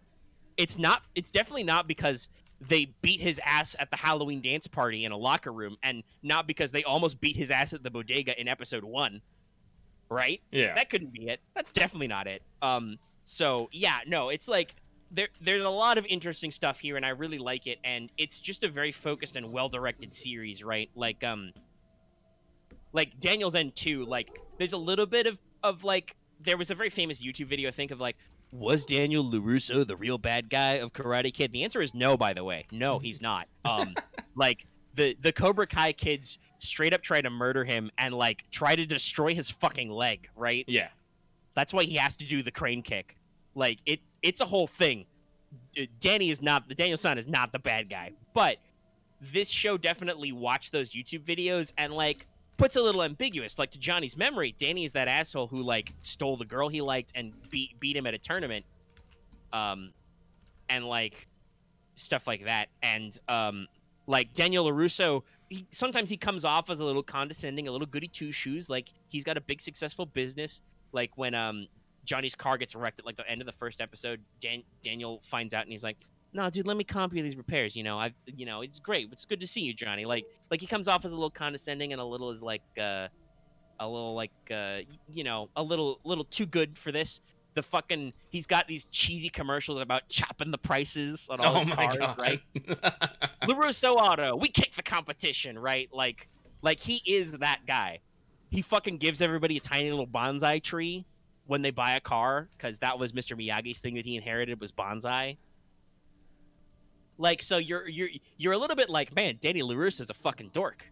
But he also remembers those lessons he learned from Mr. Miyagi, and he like finds himself a little, and like, I don't want to talk too much about the details, but there's a little bit in a lot of the early episodes where you feel like his life comes a little unbalanced by the fact that Cobra Kai is back, and he like starts looking for ways to get his life back in balance, and he wants to teach people, and like, he's got 2 kids, and a wife who's really reasonable. I like her character a lot. Like, she's not a karate lunatic like a lot of these characters are. Like, again, slight spoilers, but not a big deal. But Danny LaRusso's asshole, very Italian cousin Louis, right? He's got his cousin Louis who works at the dealership. After Cobra Kai comes back and like just distributes some flyers that are like dissing LaRusso, right? Because that's the one they lost to. Cousin Louis gets some guys and some baseball bats, and he smashes up Johnny's Firebird, right? Sets it on fire, literally. Destroys his classic 80s car. Oh, no. So Johnny goes up to Danny's house because he knows that that's his cousin, and he's like, "You burned my car, dude." And they like square up to have like a fucking karate fight in Daniel LaRusso's front yard. And then his wife comes out and she's like, "Hey guys, it's like breakfast time. Are you guys gonna have a karate kick yourself into the pool, or do you want to like come inside?" And she like completely diffuses that situation. So like there's a lot of interesting characters and moments, but there's a lot of focus on like Daniel's family life. Like his daughter Sam used to do karate, but she doesn't right now. And like you're wondering, is she gonna get back in it? Is she gonna learn the karate? Is she gonna become a karate kid? And like it's really good, and I can't wait to watch the rest of the 2 seasons. I like it a lot. I think I'm repeating myself now though, so I'll wind down. But I am absolutely, after I'm done editing this episode, if it doesn't take me 5 million years, which it probably won't. It's just audio. We've only been going for a couple hours. I will absolutely get in there and go get started on that second season, because they're like 10 episode seasons, and they're like the exact 30 minutes of like TV, right? Mm-hmm. So it goes by pretty fast. Oh, and the karate is good. They have good choreo, Mm-hmm. as you would expect from a show about martial arts. It's like some of the moves are a little flashy, like Cobra Kai style karate, like the Johnny teaches. Obviously, values like flashy moves, like big takedowns and flashy spin kicks. Mm-hmm. But like it's still good. So, Lucky, I know you've mentioned a little bit. You've been watching some anime and stuff too. Yeah, no. Ever since I got out of the cyberpunk hole, I was actually able to put some time into anime. I said we're in a new core, so a bunch of new stuff's coming out. Let's see. I actually got to pause so I can think here. Activate brain. Activate brain mode. Let's see here. I finished some stuff. I really don't want to talk about new stuff. Well, I guess one of the things I'm probably most excited about, it just came out today, is Horimiya. That's not its actual full name. It's actually fucking something else. But when you smash the fucking names together, it's Horimiya. That came out. It's just your standard... I don't necessarily want to call it a rom-com, but it's just a standard high school romance that's a bit funny. It's very wholesome. I enjoy it. I watched that today. I was like, yes, this is the good shit. It's being done by Cloverwork Studios too, so I guess after Babylonian, they're all like, we're gonna do this shit, which is great because this isn't the first time Horimiya got animated. They actually had an OVA that is pretty fucking horrible. I'm not gonna lie. Oof. It's pretty bad. You hate to see it, guys. You hate to see it. Yeah. But so excited for that. That came out. Couple other things came out. Something that I was actually pleasantly surprised by. I can't remember his fucking names, but it's closest way to remember is bottom tier character. Basically about an anime about a guy who's super into gaming, but doesn't care about his real life situation, and just goes about life saying that life's a shitty game. He's a bottom tier character, and he can't be a top tier character. Or can he? Or can he? Basically, he meets another top tier gamer who is a motherfucking female Raiju. You guys should know the fucking term. And she's all like, no, life is the greatest fucking game. You just don't know what fucking rules, and you're blaming the game because of it. And he's all like, oh shit, I am. So he's, willing to try and play the game, as it were. I'm like, it's actually really interesting. I really like it. Yeah, maybe, I don't know, maybe it's Loth is making some biting commentary about people who only complain about their life and don't actually do anything about it. That's what I'm getting out of it. I'm all like, yes. That, talking about some of the biting commentary I noticed in, like, Cobra Kai, that sounds about right, that, like, that would be the point of this anime to be, like, because that is literally true about life. Life doesn't actually suck. You need life to live and all that stuff, but it definitely has shades of a game that has rules that you need to follow. Yeah. And like, if you don't want to play the game, then you will end up like Johnny Lawrence at the start of Cobra Kai, living in a shitty apartment, eating expired meat and not having a job. Yeah. It sucks. So that's another one. One anime that actually made me laugh out loud. I actually recommend this one a lot too. Is it's a light novel, so bear with me with the titles. It's oh yes, suppose a kid from the last Dungeon Boonies moved to a starter town. That's the full title. Basically the premise is a young boy who is the weakest in his village goes to the city to become a soldier. And he has huge self-esteem issues, but you know, he has a dream and he's working towards it. Turns out though that his village was, you know, in RPGs, you know, that village right before the final boss, that last point where you can buy supplies and stuff, you know, where monsters are like, you know, your starter town's like level 1, these monsters here are level 60. Yeah, he's from that village. They make a living in that land. So yes, despite being the weakest person there, he's basically like a level 60 character in a level 1 town. Hijinks ensues. It's kind of funny. I like it. I laughed quite heartily at it. I'm excited for the next episode. Other things that have come out. The second season of Slime hasn't fully come out yet. They did a in-between episode, I guess I want to say, where they're going over stuff and they're gearing up for the next season. So like a recap or clip show kind of thing? Kind of, yeah. But that's going to be good. Also have watched Laid Back Camp Season 2 has started. They just replayed they did a preview episode, like, I think it was last year, actually, of this. So it was just that, again, but I'm all like, yes, no, this is what I need. I just need my comfy camping anime. And it's like, yes.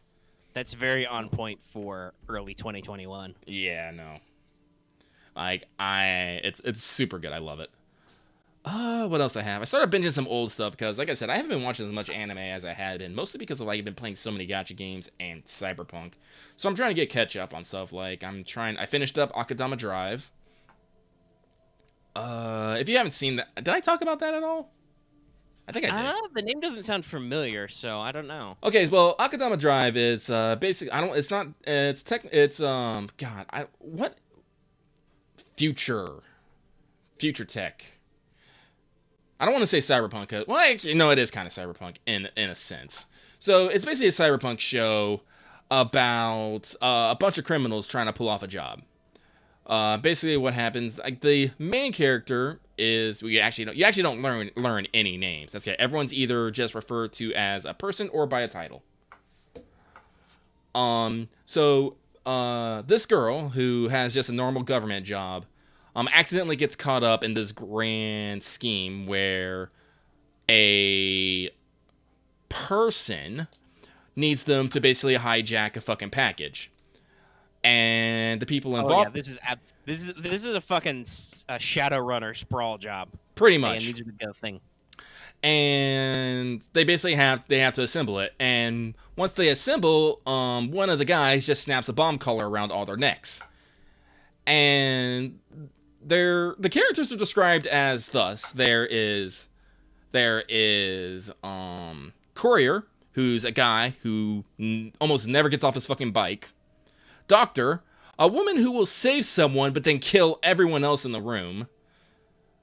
Cutthroat, just a motherfucking serial killer. Hacker, self-explanatory. Yeah, gee, I wonder what he does. Brawler, a fucking meathead, but a very strong meathead. And then there's Hoodlum, who is just literally like a low-tier trash mob, but, you know, kind of like the last character who kind of gets pulled along with this. And then there's the last character, a girl who's not actually a criminal, but when faced with a bunch of people who just might fucking kill you or leave you to die, had to come up with a counter story quick. And so she became Swindler. And the story is just basically them going through everything, trying to get things. I don't want to spoil it because it's a really, really good show. Yeah, I was just immediately from the way you described this. What service was this on, Lucky? Funimation. Neat. They still charge me like $6 or $7 a month, so I can get in there. Yeah, it's like 13 episodes. It's really good storytelling. They talk about like it makes you ask some questions about life and stuff. And there's like character development, character growth. You get to see motivations. You know, there's fucking flips and heels and stuff. You know, maybe the authority's not actually the greatest, and you know, maybe some stuff like happens at the end. Like, I don't want like actually to talk about what happens because it's honestly it's like something you all should watch for yourself. It's like it's one of those. It's the hidden gem of the fall core. It really is. Well, yeah, that sounds like it's got one of those plots that's like, no, you don't understand. This was a show that was made to be one season, right? One core. Yeah. Here it is. It's done. You get all the action in 13 episodes, and to get the full experience, you have to watch it. I can't just describe it to you. Yeah. Which we've talked about this before with anime, where like you got to give them like 3 episodes, all that stuff. Where like, yeah, no, there are some anime that like you actually like need to get in there, and sometimes people are like, it's one of those things where you have to be like, nah, brah, you gotta trust me. You should watch it. And I think that's literally an episode of What's Up, is the art of explaining anime, right? Yeah. So like, yeah, no, Lucky said just enough for me to be like, well, that sounds interesting. And then like hearing that it's all out and on Funimation, I'm like, well, fuck, dude, I can do that. That's easy. Actually, like, where's my? It has been a little bit since I logged into my Funimation account, even though they bill me every month. I'm at a stage with both Disney Plus and Funimation where it's a small enough expense where I'm just like, shit, dude, I don't care, whatever, I'll use it. But yeah, no, Akadama Drive it's good. It's a heist drama. I think that's the best way I can put it. Yeah, it's like, obviously, like you said, it's got some, and some other people have said, it's got some, you know, cyberpunk themes to it, but it sounds like a heist work. Yeah. That sounds great. I love heist movies. Let's see here. Right now, I've been trying to binge through Our Last Crusade, which seems okay. It's nothing particularly special, but I try to impress upon people. Not everything needs to be fucking 10 out of 10. Like, sometimes yeah, no, especially if you actually use all of your, if you actually use all 10 digits in your 10 scale, you can, a lot of shit can get by being a solid 6 or 7. Yeah. Our Last Crusade seems like it's around like a 5 or a 6. I'm like, no, that's fine. That's fucking fine. I'm gonna sit here, I'm gonna watch this, I'm gonna play some gacha a bit, and I'm gonna enjoy life. Y'all? Alright, Akutama Drive it now in my Funimation. Let's see here. Blessed by the Gods, that's also just another solid 5 of... It's basically in the vein of In Another Life with my smartphone. It's basic animation, basic plot, nothing bad happens. And I'm like, no, that's fine, that's comfy. Let's see here. So I've been wanting... Oh god, what's the name of it? Fuck. I think it's called The Day I Became God, or The God Descended, or something. And I started it, but then I stopped, because then I realized who it was made by. It was made by the same people who made Clannad, Angel Beats, and all this, and I'm like, oh no. Oh no, I don't want to cry. My heart is in danger. My heart is in danger. I'm just like... Yeah, no, that's one of those... That is a thing, right? Where if you watch a series and you start to notice here's some themes. This works with video games too. Where you start to think to yourself, "Oh wait, no shit, who made this?" and sometimes you gotta be like, "Shit, I gotta pull the plug. I gotta get out of here." It's like, shit, I'm not ready. There's gonna be crying at the end of this. Like, if I ever hear, I'm sure he's worked on stuff that I probably haven't watched, but if I ever hear from the guy who made Devilman Crybaby, I'm gonna be like, oh no. that's like, oh shit, hold on, I gotta nut up for this. Yeah, that's me and Makoto Shinkai. I'm just like, oh no.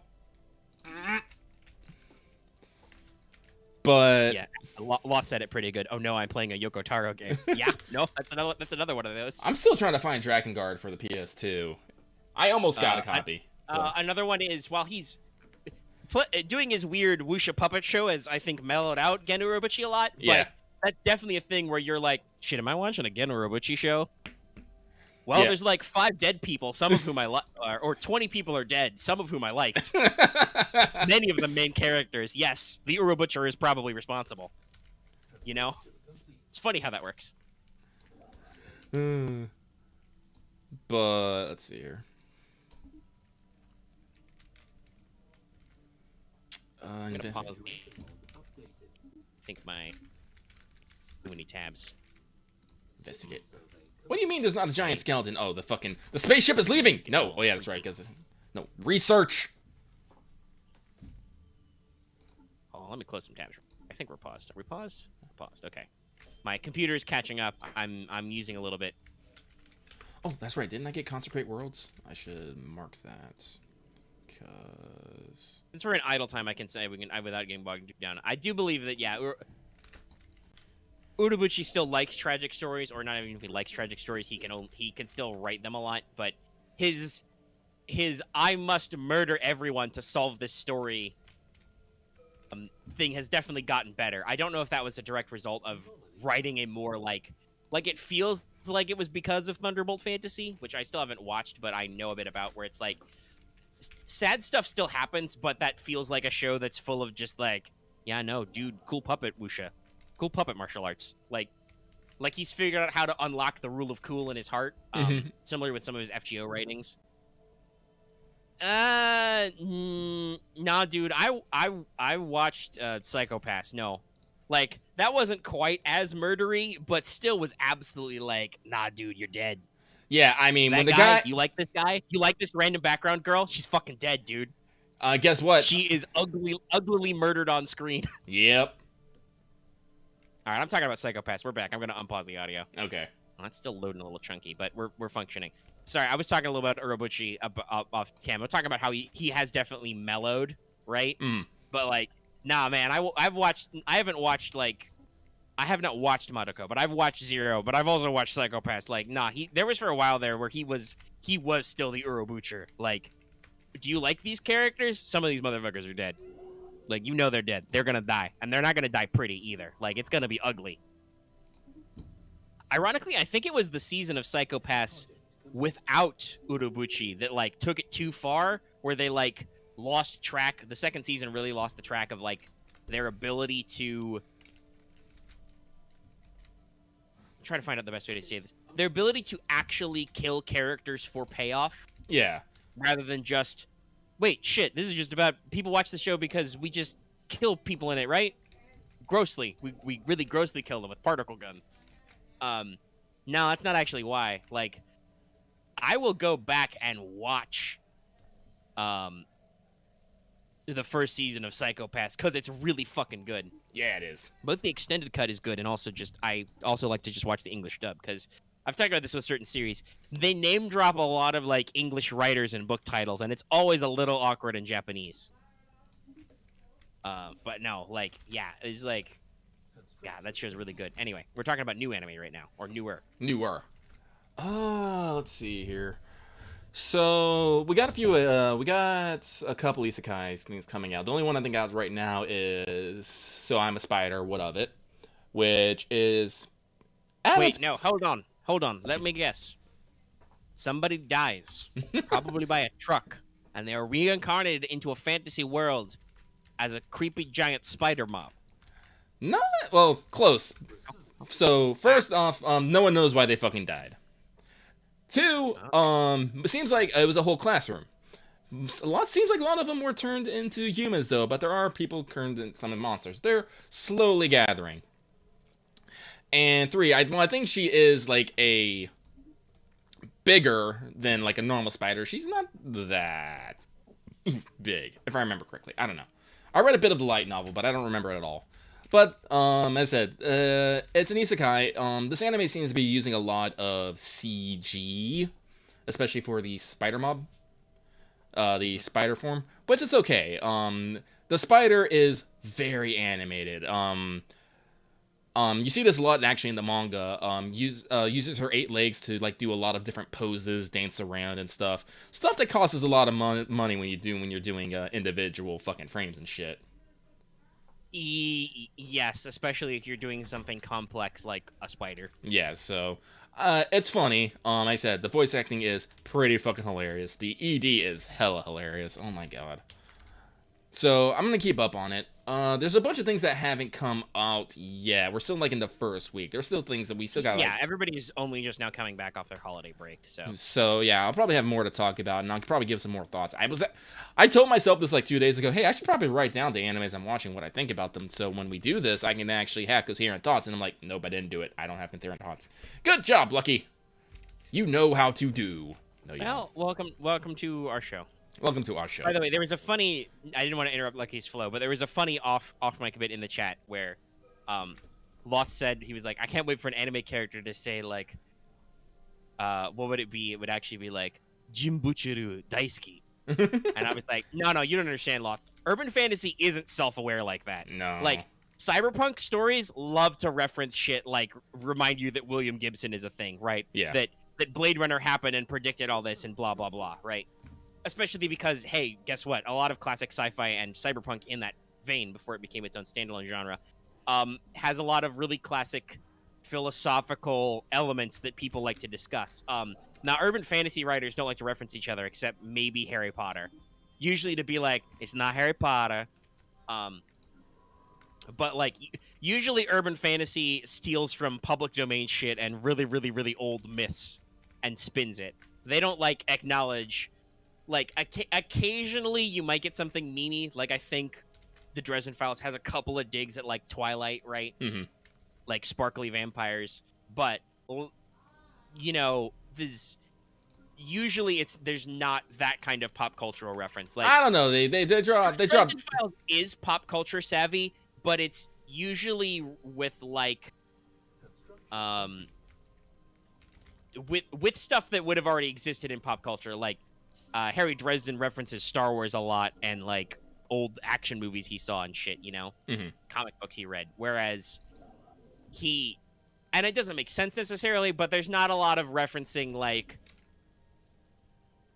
gosh, I don't even know. What would we even consider the foundations of urban fantasy? Urban fantasy is a complex genre medium of things that happens. Like, well, that's the thing. Urban fantasy is, first word. It has to be urban. Like honestly, I think it'd honestly be more into fact of, referencing fantasy. So you'd be probably going back to things like Lord of the Rings, Chronicles of Narnia, hecking. And that's true. Definitely that happens in Dresden Files is a good example. Because I say this because, as we said, Harry Dresden drops in his pop culture references, but they'll reference Lord of the Rings and even the movies, but still, there's not like what are your, because there are a lot of urban fantasy type novels, like, some of them got made into TV series, which may or may not be crappy or whatever, but like vampires come back, dude, that's like a thing. There's a lot of these tropes. I feel like, I guess I'd also put Bram Stoker's Dracula on that list because that is referenced in that's literally Black Court. So yeah, and Dracula is definitely, well, now we think of it as like a classic gothic horror novel. For its time, it was basically urban fantasy. Yeah. This is actually discussed. I guess that's the best way to put it. Urban fantasies is basically the modern fantasy of its time. Like, yeah, it's whatever your fantastical but current story is. Yeah. And like it's entirely possible that future urban fantasy novels that like fill the same mold won't look like that anymore, and our urban fantasy will become dated because, as Lucky said, it has to be urban. Like, truly urban fantasy is when you're like fighting werewolves on Main Street and shit, Mm-hmm. and vampires in dark alleys. I mean, he's mentioned. I think he's cross-referenced anime a little bit. I don't think he was enough of a nerd to like be watching old '80s anime. VHS I mean, I think tapes. the only fucking He knows people who know anime though. the only anime reference I hear him talk about is hentai and tentacles. Those are the only ones I remember. I think Jim Butcher does that just because he thinks it's funny though. I think it is too. Yeah. But yeah, no, like there's Shadowrun already, but also the spoilers. The future's not going to be that cyberpunk, unfortunately. Oh, I wish. It would. I wish it would be that cool and chrome, preem, Nova. but yeah, like the true urban fantasy stuff is like very modern, very cutting edge, but not. The point of the genre is to interpose the fantastical and the real, right? Mhm. I can go down to the grocery store. I can still do that right now. I don't think Florida's planning any lockdowns lately. You know, jokes about 2020 and 2021 aside, you can imagine shit like going down to the, you know, you go down the street to the chemist. You can pop into Starbucks, and then urban fantasy is usually the various juxtaposition of, but also at Starbucks is a werewolf. Now, is Billy the werewolf literally chilling at Starbucks, and you're like, hey, Billy the werewolf, sup? How's the werewolf biz? Right? Mhm. Or is it you run into Moonfang, the evil werewolf in the dark alley, who ambushes you and is like, you child are the secret werewolf child who I will kill to eat your werewolf soul and complete the werewolf prophecy. Or we could have werewolf sex. I don't know. There's a lot of trashy urban fantasy. I'm about to say that sounds like White Wolf. There's a lot of trashy urban fantasy. And you're like, can I not? And he's like, no. Look at the cover of this urban fantasy novel. They bought this at an airport. Well, shit. All right, Loth. All right. I'm not even going to repeat that joke. How dare you, Loth? How very dare. In Patreon chat, too. I see. Your fetishes are now known. Yeah, so, like, that's it. Urban fantasy is about that juxtaposition of the real life and the fantastical, which, if you think about it, a lot of the classic gothic horror is also, like, I've heard that, like, in OSP Summary of Dracula, and I've seen from it a couple of other sources, like, the thing that makes Dracula stick so much is the fact that, like, it was a pretty common theme of classic gothic horrors that you don't remember, like, that nobody cares about, for, like, oh, the proper English gentleman to go to somewhere in the deep dark continent, you know, in the scrublands of Europe, and be like, spooky vampires, werewolves and shit, and then he goes home and he's like, I'm safe back in my perfect Victorian home. Spooky vampires could never be in England. And then just God Save the Queen plays in the background. But in Dracula, no, that's not how it works. Count Dracula rolls up to England with 50 coffins and is like, blah, motherfuckers. Someone get me that. Your casual Victorian romance novel with your nice lady, Lucy Westerner. I have vampirized it. Blah. You know, like, same with, like, a lot of our other classics, like Frankenstein, right? Like, you think, oh, I'm just going to casually go to college, you know, invent artificial life. Nothing could go wrong with that. No, his eyes are weird. It's fucked forever. Shit. I will tell nobody about the horrible mistake and the horrible crime against nature I've committed. I'm just going to let this giant motherfucker with weird eyes kill all my loved ones. And I'm going to go hide in the Arctic. No, seriously, the actual OG Frankenstein, like, the novel's really good and compelling. The character of Victor Frankenstein, he's a complete doofus. Yeah, well, he like, was, this but motherfucker invents life, and then, like I said, he literally lets his own creation just fuck around and kill everybody he loves or arrange their horrible deaths. Like I said, he just doesn't want to tell anybody that he made a little oopsie in college, dude. It's college, Victor. Everybody's done it. Well, if I remember correctly, Mary Shelley based the Victor Vanius on Lord Byron, who was kind of... That's true. Lord Byron was that extra. I don't think Victor Frankenstein freestyled enough poems, though, and you know, I probably didn't mac on enough ladies. But no, Mary Shelley was tight with Lord Byron. He was friends with her husband. Yeah. Like, they were a crowd. Lord Byron, by the way, father of Ada Lovelace, one of the world's first computer programmers. I know, it's a wad. It's a wad. I think somewhere in there is fucking Dracula as well. I can't remember what the fucking I connection. have to remember when it was around the same time, but I don't think Bram Stoker was fortunately in the same circle. He was not in the same circles, but it was like 7 degrees of separation somewhere up in there. No, that was all in the same, like, there's a reason why we have this period of gothic horror that we can point to, because that was just what was cool at the time. I think The Strange Case of Dr. Jekyll and Mr. Hyde is in there. That's another one that much like Frankenstein's monster, a lot of people fuck up. Because, like, Mr. Hyde is not the Hulk, right? It's just like Jekyll drinks a potion that lets him let out his dark deep web fantasies or whatever, right? Like the modern version of Dr. Jekyll and Mr. Hyde is just a guy who's cool in person, but online he's like looking at anime titty and posting off-color jokes and racist grandpa memes. Yeah, Jekyll's power is Mr. Hyde, Dr. Jekyll and Mr. Hyde is just the potion just lets him put on his anonymous Guy Fawkes mask. It's wild. That said, the story's actually still really good. Like a lot of these stories are impactful for a reason. If you want to think about genre shit, I can't believe we got off on this because Loth made a joke about people referencing urban fantasy titles in anime. Though, that's again, like I said, fantasy doesn't always like you might get some Lord of the Rings references and obviously like literal fantasy, like basically JRPG and anime format, right? Like those are full of obvious D&D references, right? Mm-hmm. Or at the very least, it's full of Dragon Quest references, which is full of obvious D&D references. Listen, nerdism is very circular. It's very Ouroboros-like, usually. But that is...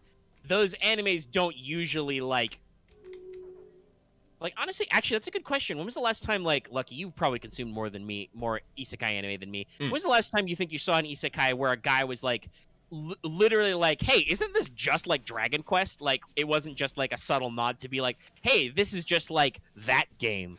No, I think it has to, actually, no, those are pretty fucking fuck. One of my favorite ones, that I read right now, Strongest Starship is literally the dude just wake up and he's in fucking, God, I was playing it. It's not Eve. It's Elite Dangerous. He's literally an Elite Dangerous, but the author decided to add fucking elves and dwarfs and shit. And he's like, there's elves. And they're constantly making reference to fucking Elite Dangerous, like fucking auto landing, the fucking beginner ship. All right, that's pretty cool. I feel like that's not super common though, right? Where people no. Usually it's a made up game that they reference or something that's that's enough off color that you understand that it's not the same. But as I was saying, I mentioned this earlier with Psychopaths. Like, if you get a fucking cyberpunk anime, Ghost in the Shell does this all the time too. Like, when they get down and they talk about fucking philosophy, right? Like, they will literally name drop William Gibson or fucking talk about Neil Stephenson, and Ghost in the Shell is full of quoting philosophers and shit, right? Like, it's so weird that's like the differences between, and some people will be like, but Omega, isekai anime doesn't have philosophy and it's just trashy, and I'll be like, some doesn't, some does not. Just because you watch bad or very samey isekai anime doesn't mean that isekai is inherently like devoid of philosophical merit. Because I have absolutely watched fantasy anime that has like really fucking deep commentaries about life, the universe, and everything, dude. Hell, people shit on sword art. There's still a lot of emotional catharsis and shit in there, right? Like, Sword Art Online goes back to the basic bitch game isekai trope of if you die in the game, you die in real life, which is like actually very impactful. Like, there's a lot of things to be said about how seriously we take shit, Well, like I said, like, most people only see as far as they want to. Some see only the surface, some go a little too deep. That's true. God, I have seen so many people read too much into things. But no, and the same goes for, there are absolutely, scrublord, sci-fi animes and mangas and games and stuff too, where it's just like, I don't know, space babe titties and like I don't watch them because I haven't watched a lot of mecha anime. There've got to be shallow ass mecha animes, right? That are utterly pointless and don't go anywhere and don't do anything new. Mm-hmm. Some of them are probably cool though because giant robots are cool. But like this is Sturgeon's Law, I think is it's called, where 90% of everything is crap. Oh like, yeah. There is an excess of every genre under the sun. Just because I pick like really good.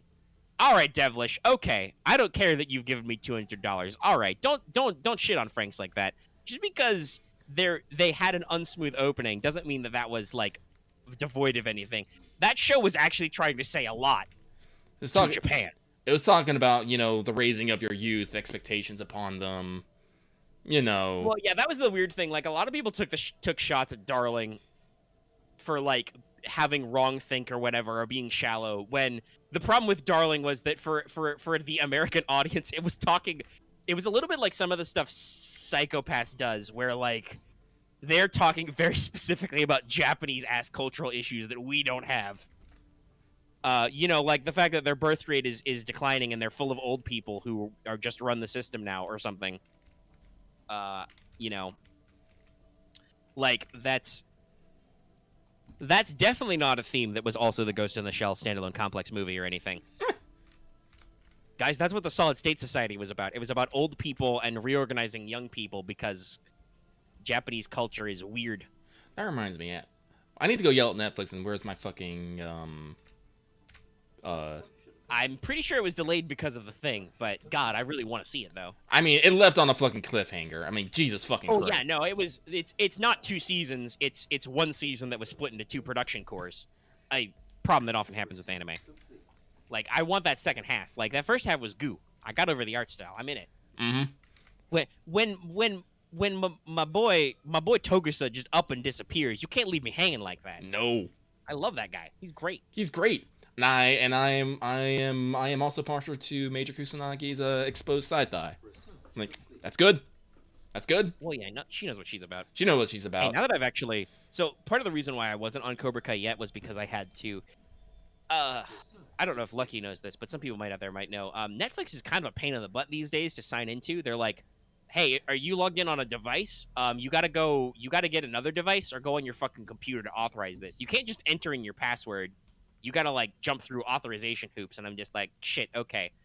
And it's not a standard password, so I finally was like, fuck, I really want to watch Cobra Kai. Okay, Mom, what's the Netflix password again? And then she has to, like, pull out her phone and look it the fuck up. And I gotta log into my computer anyway. It's a pain in the dick. But now that we reminded me about Ghost in the Shell, maybe I need to go back and rewatch some of my titles, in addition to seeing some new shit. A lot of people talked about, what was it, Queen, that chess show on Netflix. It's really good. I've heard a lot of people say it's very, like, anime-esque in that sense, that it's like how they do sports anime, right? Like, where chess is serious fucking business. Mm-hmm. But it's also not actually even about chess. It's about fucking life and shit. I'm all over this. I play chess. I don't think I'm good at chess, but I play chess. I'll check it out. So yeah, I'll get in there. God, Loth's talking about the Silver Monkey thing. That reminds me of just a casual thing. I don't want to get into it too much because we're still talking about anime if we're not talking about new anime. Do you have any more anime titles you want to shout out, Lucky? No, I actually need to think about it, sit down and fucking do. All right, Lucky needs to make his list. That's okay. If there was one thing that was smart about Anime Power Hour, it's the fact that we did have a list every week of what we were checking in on and talking about. I won't say Anime Power Hour was good, but it was an experiment, and it had good parts. We had thoughts, feelings. There are going to be people who are watching this now for the first time who because What's Up Live does have a bigger audience than when we just posted What's Up without streaming. It's cool. Thanks for being here. But there are going to be some people who are going to have no idea what the fuck Anime Power is. Look it up. We still have the playlist. We didn't get rid of the old videos. You can check it out. Lucky and I used to yell about an anime for a literal hour, and we cut ourselves off at an hour because we didn't want a tangent. Then we realized that tangenting was our superpower. That's one way to put it. We just stopped because Anime Power Hour was not the right look for us. We tried to constrain ourselves. That didn't work. That was too much effort for reward for us. So we did the anime ass thing. We took off our power limiters. We ditched our weighted training clothes, and now we go for like 4 hours, baby. Oh yeah. But so I was gonna tangent about Lucky. You probably didn't because you are not super crazy about going on social media at work. No. But Loth doing that Shrine of the Silver Monkey joke was like, did you hear about that brief Twitter meme about Bean Dad? Oh yeah. Okay. Like that was, I think, the best joke I saw about Bean Dad was fucking Olmec's face. For people who don't know, if you don't cruise Twitter Twins, I mean, yeah, I talked to my friend about like what we One thing thought on about. Twitter is for babies. I feel like that sometimes. I hate Twitter trending so much. Like, I don't want to get into being like full on about Bean Dan because No, I we have. didn't even tell the story, but it was pretty simple. Of like, it was a very mimetic post that some asshole did where like his kid was hungry and he was like, she was like, I want beans, and it was like, cook it, open it yourself. And the kid didn't figure out the can opener, and I'm like, okay, in principle, I understand what you're going for. At the very least, fuck, I don't know when the last time I used a can opener as an adult was. Like, you should at least walk a kid through the can openering. But a lot of people took this to like extremes, right? Of Yeah.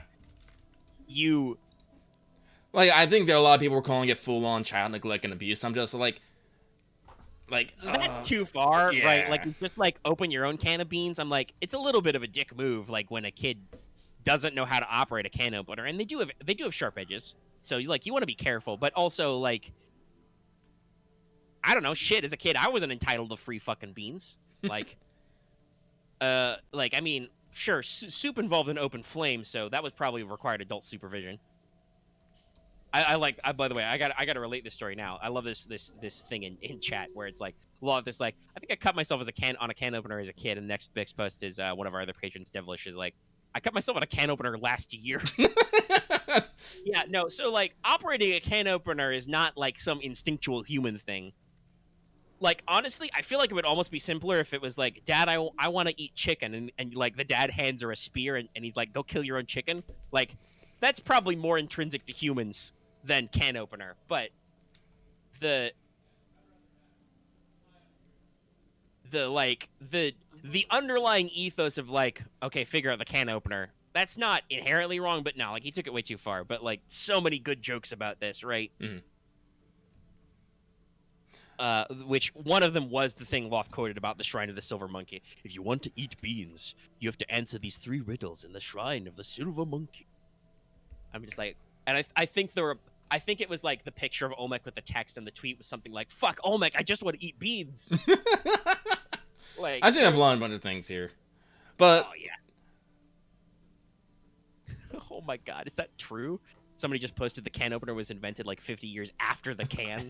Fuck. Dude. Well, clearly they just used axes and whatnot, just Probably. chopped it in half. Give me a fucking knife. Yeah, but like, yeah, no, I have thoughts and feelings on Bean Dance, but I will not share them because.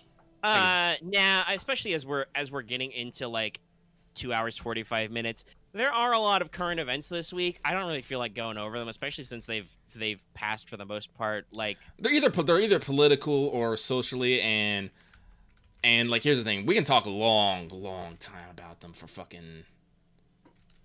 And I don't necessarily. I mean, that's necessarily feelings, but hey, guess what? The day that the big thing happened lately this week was also my D&D day. So that was great, as because one of our players, Robin, also a patron, also a member of the community. One, they live in Canada, but two, Robin works nights. So like, he literally wakes up to play D&D with us on Wednesday. So it was real great after the session ended for us to be like, just casually shooting the shit in the Discord call, like kind of being like, man, I don't know how I feel about life right now. How we do this to ourselves sometimes. Mm-hmm. And Robin was just like, wait, what's going on? Like, cause he gets up, does D&D, goes to work. So it's like, we had to explain the situation to him, and that was a little eerie. But I don't, as something that happened already in this week, I don't feel the need to go back over it. Like, shit happened. Okay. That's life. Yeah, I mean, it spurred a conversation because a lot of people are out through the week were, like, in our Discord being like, man, shit sucks. This is the worst. Everything's bad. Everything's fucked. And that kind of spawned a spin-off conversation where I tried to offer comfort the only way I know how, which is basically being like, nah, guys, here's why shit's not fucked. Because history is wild. Yeah, it is. And we got on a long tangent about how fucked up American politics used to be in a completely different way. Yeah, that's how we got on Andrew Jackson and Benny Frank. Yeah, no, like, senators and congressmen used to challenge each other to duels with pistols, where they would actually shoot at each other. There have been people caned on the Senate floor before. We talked about Andrew Jackson and how a guy tried to assassinate him and fucking whiffed, and Jackson beat him with his cane until people came to take the man away. Like, yeah, no, it's just, like there was so much wild shit. Same with like Benjamin Franklin. I love him. Salt of the earth. One of the greatest founding fathers. Super smart dude, right? Like he was a polymath. He was part of the Royal Science Society. He did so much work on electricity. He invented shit like the lightning rod and the Franklin stove. His version of the glass harmonica, the instrument, was practiced upon by greats such as Mozart and Beethoven. Right? Mhm. So, like, seminal to history. Dude was full of wisdom, just chock full of wisdom. He actually preserved a lot of this wisdom in Poor Richard's Almanac. You should read it sometime. It's full of a lot of pop cultural quotes that are still relevant today. Let me actually double check some real quick. But the other thing, though, is also that he was a fucking wild man. So talking about sayings he got, I'm pretty sure if he's not the source, he's the popularization of "Don't throw stones in glass houses." Yes. Poor Richard's Almanac, 1736 BT dubs. Don't throw stones at your neighbors if your own windows are glass. Other stuff, another famous one you've probably heard before, right? He that lies down with dogs shall rise up with fleas. Mm-hmm. Another one, this was not in a Poor Richard's Almanac, but he put this in a letter, which was, there was never a good war or a bad peace. Very classy. Oh, God, did Ben Franklin invent no pain, no gain? I think he did. 1745, no gains without pains. Poor Richard's Almanac. Shit, dude. Like, just think about all this stuff. Lost time is never found again. Like, oh my God. Like, yeah. There's so many of these little things, but the dude was a party animal. Yeah, it was. Sex, cold, wrote a treatise on the benefits of an older woman.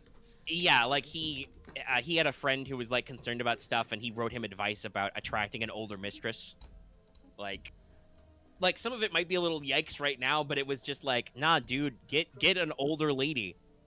She will be more experienced, more respectful, and more reciprocal. Like, basically outlining a modern fetish for MILFs. Yeah. He was part of a Hellfire Club in London, sex parties and stuff. We're pretty sure he was banging French ladies in France when we sent him over there to do diplomacy, because they fucking loved Franklin. Napoleon had Poor Richard's Almanac translated into French. Like, we love that guy a lot. Hell, let me actually check this. I gotta look up the exact. I believe that the cultural impact was so great. Yes, when King Louis XIV of France gave a ship to John Paul Jones to go help the Americans, right? Mm-hmm. Like, he gave one of our commanders, John Paul Jones, he gave him a ship. He named the ship Bonhomme Richard, a.k.a. Goodman Richard from Poor Richard's Almanac. There have been several American naval vessels also named the Bonhomme Richard. But, like, dude, the French love Poor Richard's Almanac so much that when they gave us a boat, they were like, BT Dubs, this boat is named after that thing your famous guy wrote that we love. Can we get more Benjamin Franklin over here? Can I get some Benny Frank? The Benjamins? Nah, like, history is always in motion, right? And, Yep. like, I don't want to say that stuff happening right now is not important, right? Like, yeah, the Backstreet Boys reunion tour is a big fucking deal to us. Also, when was the last time you heard anybody seriously talk about the Spanish flu epidemic? That was about 100 years ago. It was a big fucking deal. No, it's very serious. But at the same time, everybody doesn't think about it actively. Like, it's not some great tragedy in our lives. Though some of that might also be because some shit happened after that still, too. Let's hope we're not in for Great Depression 2 and World War II, too. 2 squared. Yeah, 2 squared. World War squared. But, like, there's... history is also in motion, and it does get blunted by time. And, like, humans have kept this going since before we had writing for, like, 10,000 years. or more, right? Mhm. Like, and I do want to say some of the shit that humans did back then hasn't gone away either. Like, we still have cave paintings, dude. Like some caveman motherfuckers who couldn't even write were drawing mammoths and bulls and ladies and shit on the walls of caves, and we still got that. I've actually heard theories that we've identified the constellation of Taurus with a bull since prehistoric times. We actually think some of those cave paintings are not of literal bulls, but are star maps, right? Mhm. Like, humans are wild. So I'm pretty sure nobody's gonna break everything, and like 2020 didn't break everything. 2021 is not gonna break everything. The world will keep spinning, we will keep ticking. I don't want to negate any bad feelings people have right now. I want to assuage your bad feelings by being like, nah, guys, it'll be all right eventually. Yeah, we'll get Shit'll there. work out. We'll get there. Like, and I hope to God that some of the stupid shit that's happened in history already will not come back, because god damn, there is just ugh, Wait, who the fuck- shenaniganery. Oh, hell no. Uh-oh. This motherfucker. Hang on. Okay, so Oh, wait. Is that... Okay, I gotta ask. Is that magenta empire across the way, or is that just some random nobody that's- who's in your space? no, it's the magenta of fucking empire across the way. This motherfucker is Must have got a fucking wormhole or something, and he popped up in your hood. oh hell no. Oh, that shit just will not fly. No, It will not. No. You do not cause trouble in my neighborhood. No. This is how space politics works. Now- Hey, I'm just gonna park in the star system over the way. I'm like, no. No, I'm like, since these are two wormholes, I'm about to fucking militarize them the fuck up, and I'm gonna start sending shit through. You do not do this to your neighbor. Yeah. I'm down the fucking street, man. You got to... No, it's like, that in no way is that cool. to just roll up through a wormhole and be like, oh, this is mine now. And I'm like, excuse me? Do you know what corner of the galaxy you're in? Look at the size of my curves. Yeah, Look how big these are. These are big curves. Honestly, I keep thinking about that. It's like, I keep usually going for peaceful. Like, next time, no, I'm gonna be spiritual, but militant. I mean, that's definitely a build. Like I said, I haven't actually sat down and played Stellaris, but I did design a custom race to like test to make sure that my computer wouldn't eat itself on Stellaris. And like, God, even without all the DLC packs, there's a lot of like race and government customization. You can do a lot of weird stuff. Like, Yeah. I think I made the first species I just made to test it out was space elves, basically, literally called space elves. Spelfs. Spells. But like, I was able to focus on like, they were aristocratic but environmentally harmonious, right? Like, they're space elves. Of course they have like space nobility, but also they're cool. They're not like fascist aristocrats. But you can like totally be like, yes, I am militant religious, or you can be like, no, we're like Zen, man. Everything's cool, bruh. Yeah, no, that's how I am right now. But I might start like, honestly, tonight just might be a Stellaris night. I don't know. Sounds like a good time. Yeah. I gotta get some dins and focus on editing. But I think after just gut checking recent events, I think that's the point to like wind down the show. Yeah. Oh, actually, wait, no. I thought of one last thing to leave everybody with. One little thing. Guys, I'm going to need you, after we leave this video, and after you watch that Stellaris video from Brother Alpha Busa. Because this was also a result of us talking about American politics and stuff. And, like, how sometimes our politics don't feel very theatric. One of our mods, a community member, and my local cleric wizard barbarian, Dallas, turned me on to videos. Google MPs behaving badly. You will get some of the greatest compilations of modern British politics I think I have seen. Oh, is this about? Is it? Oh yeah. The House of Commons is fucking wild, guys. I love it. Oh my god, American politics should be this way. Just the Speaker of the House, great guy. I think it's Jonathan Burkow. He recently retired, unfortunately. But just like sitting on the seat and just being like, order, order. Like, because they have very strict rules to parliamentary politics, right? Mm-hmm. Like, you do not get to stand up and just yell, or the speaker will stand up and be like, the but it's also so respectful. They have to refer to each other as the honorable gentleman or gentle lady or the right honorable gentleman or gentle lady, right? Like literally, there's in this compilation, there's like 8 of these. Look these up, guys. When you're done here, look these up and watch them if you haven't. Like literally, at one point, he stands up and he's like, "You are not allowed to reference the other party by name. We do not do that here. I would like the right honorable gentleman to retract the name, like." Or you're not allowed to insult people. Like, you can't say that they're liars or they're stupid. Like, he's like, you must retract that word, then we can continue. Otherwise, I must send you out of this building. Like, it's the most intense yet polite shit I've ever seen. I fucking love it. Oh my god. Check it out, guys. Like I said, I went down a full rabbit hole. There were like 80 of these videos, and I watched all of them. It took me like 30 minutes in the middle of the fucking night. If you're wondering why my sleep schedule is fucked up, yes. I will absolutely get down rabbit holes in the middle of the night. Here, I'll link it to people too. MP is behaving bad. YouTube knows. Here, I'll copy them. Yeah, is goo. Yeah, Hex found it already. Okay, I'll link it on the YouTube chat as well.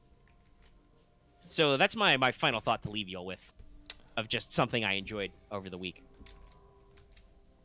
But I think with Lucky planning his great big booty lizard crusade, I think it's time to wind down the show. We've been going for about 3 hours. That's right, big booty lizard crusades. And I still got to edit this and, like I said, get some food. So, if there's nothing further, Lucky, do you have your own one more thing? Nope, I'm good. You don't want to remind the audience that magic must defeat magic? No, I'm good. All right, he good. Okay, let's wrap up. Let everybody know that be sure to like this video if you liked it. I see there's about 19 of you watching. I've only got 6 likes. You could fix that right now. I'm watching you. Oh, and they expanded. Oh, Lord, they expanded. Heavens help me. They are in for a fucking crusade. Yeah, they are. Jeez, they're expandifying. That's a double slap in the face. Like, it's not enough that they just take over the other point of the wormhole to be safe, but they're expanding. You see these guys? We cool. They ain't expanding. They go in the other directions. You see this? We have this nice little border, and if they get up on there, I'll be like, nah, that's fine. That's cool. You were there to begin with. You were all the way the fuck over here. You got plenty of space. How dare you, sir? I said good day. What are they? Hold on. Zoom in on those guys. What are they called? They've got like a weird squid symbol. What are the magenta guys called? I can't. The Yamasiri Citizen State. The Yamasira. The Citizen State. What? What fucking space commie squid assholes are these guys? I don't know, but I'm about to find out, and they are not gonna like it. Anyway, if you liked that, give us a like. If you want more of that, you can subscribe to us. You can also leave a comment, by the way, in the comment section down below. You know, when the video's off, you don't have to use the live chat. You can also join our Discord. The link is always in the description and on our channel page. Like I said, you can sub if you're not already. Get in there. And even if you're already subscribed, make sure to hit that bell for notifications so you guys know when we post a new video or when we stream. You know, sometimes we have back and forth on what time we stream What's Up. You can turn on the bell for notifications. YouTube will give you a little ring-a-ding when we're about to go on so you don't miss it. Same with other streams. I have absolutely no idea, by the way, what I'm doing Tuesday. Literally don't know. This Tuesday was our special progression draft tournament. That's probably not going to be streamed in the future. I can tell you the next episode won't be streamed because it's an hour and 20 minutes long, and I've already made it and uploaded it. I'm just waiting for a period because I don't want to overload the channel. You know, notifications for streaming. You can also join our channel, get access to emotes. There's some people in the chat right now, some members who've been here with us for a couple months, throwing out some emotes. Great. And of course, as it says at the front of the show, consider supporting us on Patreon. You can get access to the audio format, downloadable, for as little as $1 a month, and lots of other goodies. Really helps us out. And yeah, all right. I think that's What's Up, everybody. Lucky, you may close out the stream whenever you like. All right, everyone. We out. See you next time.